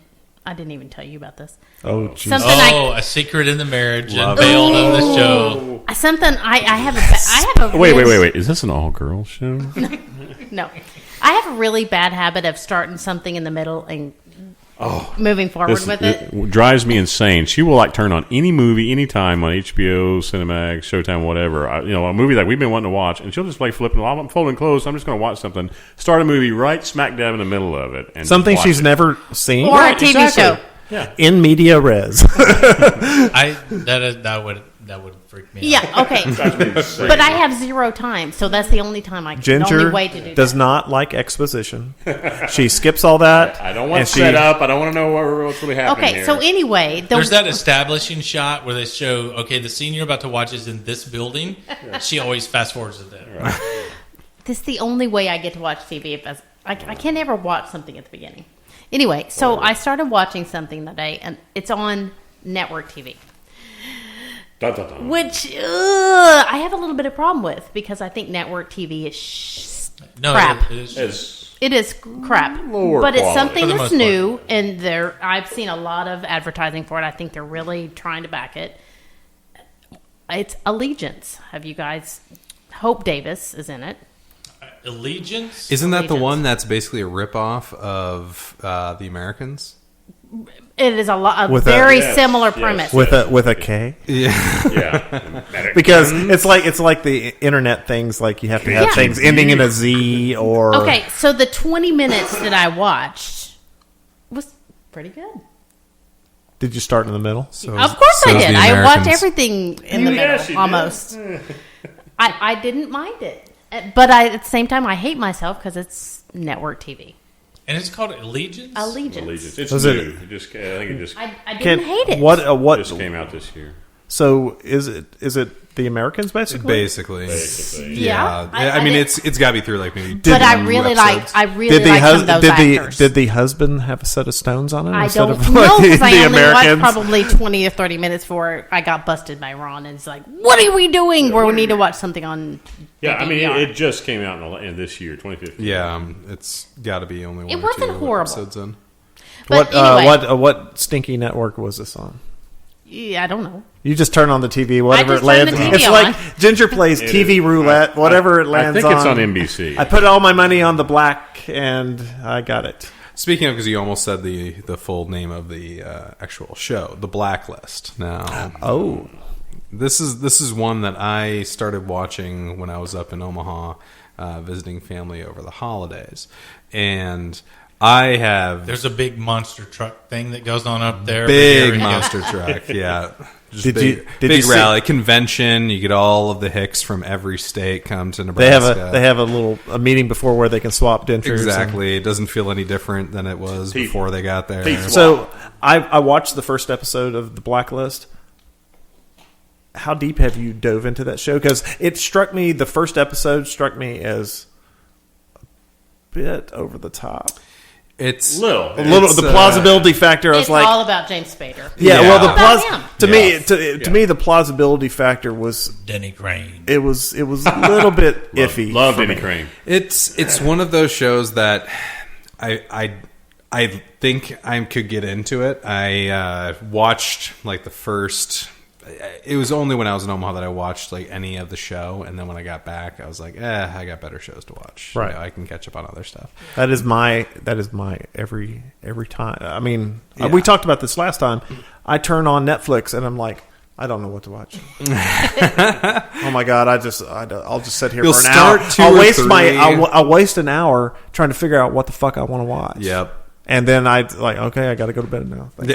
I'm not like Brian. I'm getting my crypt, 9:30, getting my I'll crypt, go to and like bed. I shall get my 3 hours sleep, and then I should be alone. And the saddest thing, Now you have to have dirt in your coffin or something like that, and it's like very refreshing. Earth, and like you, Gary Oldman and Dracula. you guys should juice. That's really the secret. well, the worst thing to do when you get on Netflix is try and actually find like a movie, because that will just make you depressed when you see just this shitty array of movies. 40 years of They dog have shit on there. suckage out there. Oh, it's so Okay, Well, okay. they- Let us see. if I want you're- to see a movie if that you're talking was about- out a year ago and was been on video for the last 6 months. Well, if maybe it's out you there. have streaming only, yeah, good luck. Yeah, right. But That's what I'm saying, yeah. we recently picked up. It I think it added $2 to our bill to get the one DVD. right, one DVD per month. Well, one DVD at a time. Oh, so Redbox. And basically Redbox, because we talked about this last time, is that the bait and switch game that Amazon Prime did us on True Blood. It's like, hey, you want to watch the first 4 seasons? Great. Hey, you want to watch season 5? Well, would you like to pay $29.95 for that? Right. And Sucker. the bait and switch, yeah, sucker. And I was like, I'm not paying $2.99 for a fucking episode. I was like, oh wait, I could just get the DVDs,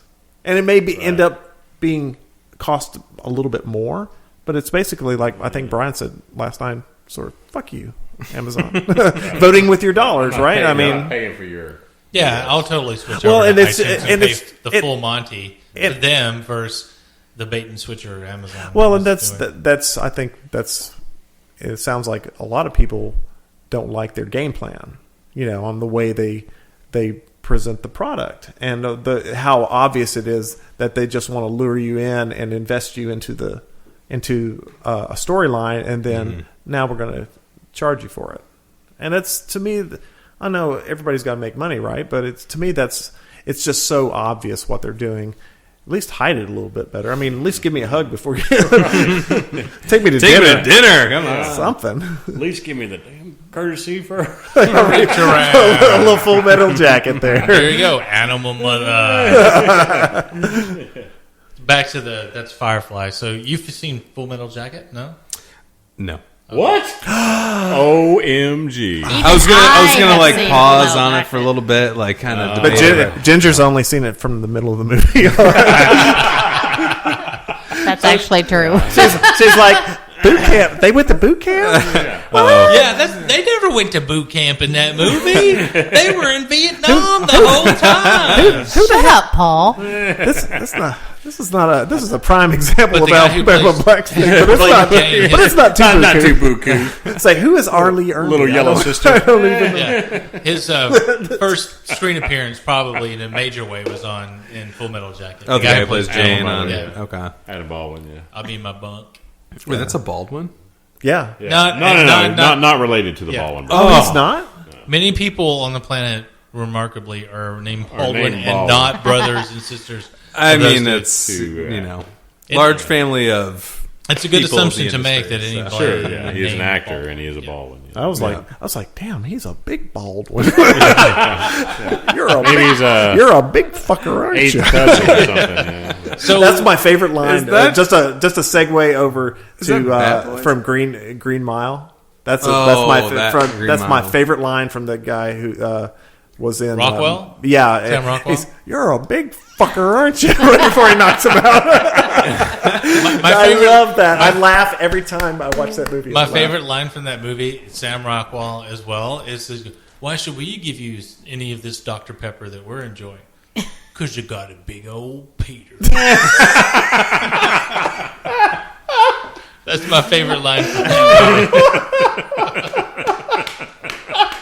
And they give him Dr. Pepper. So, that's my answer All right. to everything now.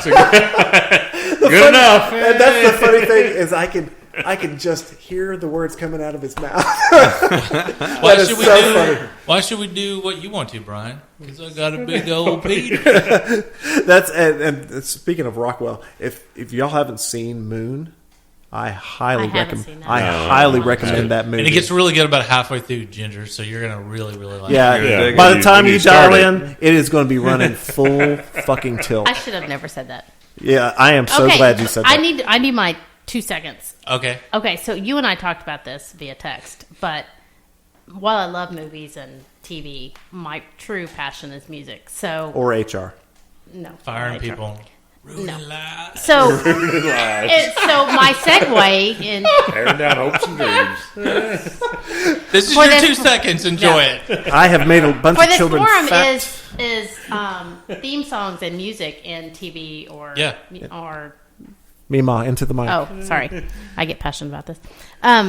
And I actually have notes and stuff on this, but music in TV and movies. So next time we'll do. We need to, Okay. yeah, we Yeah. need to I would love that. segue into that a little bit of what Favorite theme songs? So you should Yeah. put some stuff together. No, I will. I I like will. it. Like the thing what I was saying earlier, I think we were texting back and forth, if I remember correctly. Like with Orphan Black has 2 fingers. I think they do the Yeah. opening segue music for that deal over the intro. Yep. There's tons of really cool stuff to talk And about. if you've ever seen Orphan Black, you will, even if you just kind of catch it briefly, you will remember that music. Yeah. Well, and you Yeah. you talked about that last time, didn't you? About the It's- because it's really good. Y'all talked about the motifs for each of the personalities, Helena. and that's the sort of tying back to the Firefly talk. Is that I believe the words for the intro song were written by Joss Whedon. Yeah, he wrote it. Yeah. He wrote that and the music. I think The- they the- brought somebody the- to sing I didn't it. know that. The first time I heard the music, the intro music, I was like, "What?" It's good. It's Well, really it's good, but it was like, "What am I about to watch?" Exactly, which You is can't take the sky from me. which is Yeah. why it's doing what it's supposed to do. I'm a leaf on the wind. It is. And that's why, Firefly, Whedon had to be devastated when that was canceled. Every little nuance about that show was him, the sense of humor, writing the song, the script writing, the characterization, all that stuff was him. He had to be devastated. When Well, that was canceled. and like I was talking about before, is that I'm sure as a creative blow, I'm sure it was really hard for him to watch them basically, not kill it, but butcher it up. But how long of legs that show has had, and what a fan base it's built, and what that has done for his career is, Oh, sure. as that if you look backwards on it as an event, in the time I'm sure he was pissed off, Sure, and big thought, time. oh, crap. But now, having some Done. space from it, how much it's done for him. And I mean, you look at his success with the Avengers. Well, and, yeah, what's he getting for the next Avengers script? yeah, a lot. And I didn't get a chance to see it in the theater as a limited release that he redid with a lot of the Nathan Fillion, A Midsummer's Night Dream in his house. He did I believe that was. Like I as don't a like know. as a play. Grasp for straws. If you're looking at me. for Yeah, that look, one. Brian. Could you look that up real quick? Greg 'Cause- hates Body Shakespeare. break. Body break is out there. because he basically he retold the story in a Shakespearean story in a modern setting with a group of actors that he's worked with over the years, Right. and it was pretty. I mean, it was a very limited release, a small Yeah, run. Joss Whedon's Midsummer's Night Dreams. After Joss Whedon made Much Ado About Nothing, starring almost exclusively actors he had worked with before, That Much Ado About Nothing. That's he it. stated an interest in making this, but it was Much Ado About Nothing. Yeah. But Jewel State, I don't know how to say her last name, who was in Firefly, was the main actress. I guess. Yeah, and Nathan Fillion was it, and they did it in his home, all in his home. Oh, wow. It was very. I mean, it was very. He funded it himself. He has the money, of course, but it was very super low budget. Right, just It didn't kind get of a big run quick in little theaters. thing. It came Oh my out. gosh, Leaf in the Wind, Alan Tudyk, I don't know, David Bournier was in it. Yeah. From Angel, Neil Patrick Harris. And Summer he- Glau. and Oh, he- that's why you never Summer heard of it, because Glau. Summer Glau was in it. Summer Glau. Oh, Summer wow. ran it into the Wow. ground. My The friends death knell. my friends like to call me show killer. Summer Glau. Ron would be happy to know that Alicia Dusko is in it. Nice. Yeah, and he like I said, he picked people that he could get over there, have some glasses of wine, and just run with it. Right. And they would just Hey, run with it. Speaking buddies, of. friends, let's do this. Yeah, and he picked people that he tends to pick people and continue working with them with his projects. Nathan Fillion, for a prime example, and that once he sees something in someone, he continues with that, whether they want to or not. But he's I've a seen very something in you, and I'm going to beat you down for the rest of your life with making you do things I want you to do. when you're on a ventilator in the I've nursing given you home. a career, so now you owe me. Yeah. I see an iron lung in your future, sir. Yeah. And I meant to go see that movie when it came out to the theater, and I didn't get a chance to. And I'm sure it's out on DVD at this point, so I need to put it on my ever increasing list of stuff. Stuff to do. A little Josh Whedon trivia here, or a little tidbit.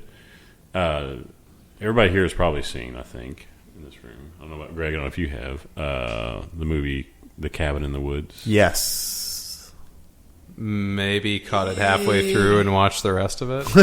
Speaking of from Firefly earlier, we were Light, talking yeah. about the Reavers. Anyone notice that the Reavers are in there at the end of Yeah. Cabin in the Woods? That Yeah. they're a little Well, all of those, one yeah. of those and parties involved there at the And end. they're all his favorite horror things from movies or books or whatever. Yeah. Yeah, and that. Well, of course, Josh Whedon produced Cabin in the Woods. Well, so in the that's fine. cabin in the woods, it sort of had a dollhouse. Thor It had was a in doll. it. It had a dollhouse sort of vibe to it True. Yeah. too, as well. So interesting. Yeah, but the Reavers, that's the ones that are just like going crazy, breaking in there and Yeah. going ape, whatever over everybody.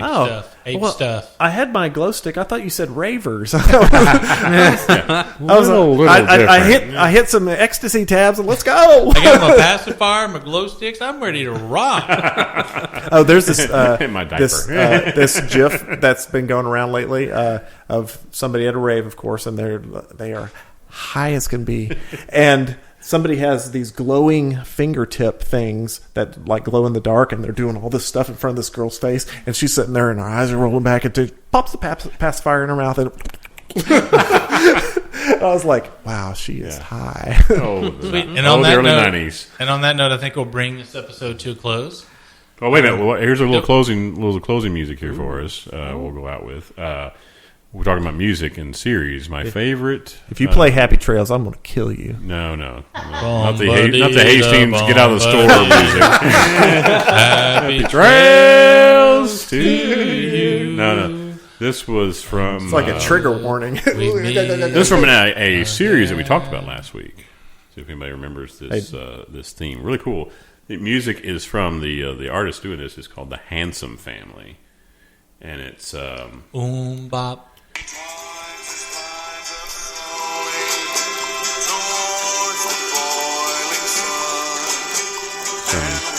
True Detective. Oh yeah. Okay. That's awesome. Now, so what is the? How long can you play a snippet before you have to pay a royalty? About 10 seconds ago. And Ron owes those people $42,000. and this is the episode that will never air because of royalties. We're giving a little pub to the Hanson family. There you go. I like the hand. That's far from any road by the Hanson family. All right. Cool. Next episode, more music from Ginger on TV shows. But only music that starts halfway through. yeah. Cheers. Yeah, exactly. All right. Thanks for joining. Hasta luego. Bye.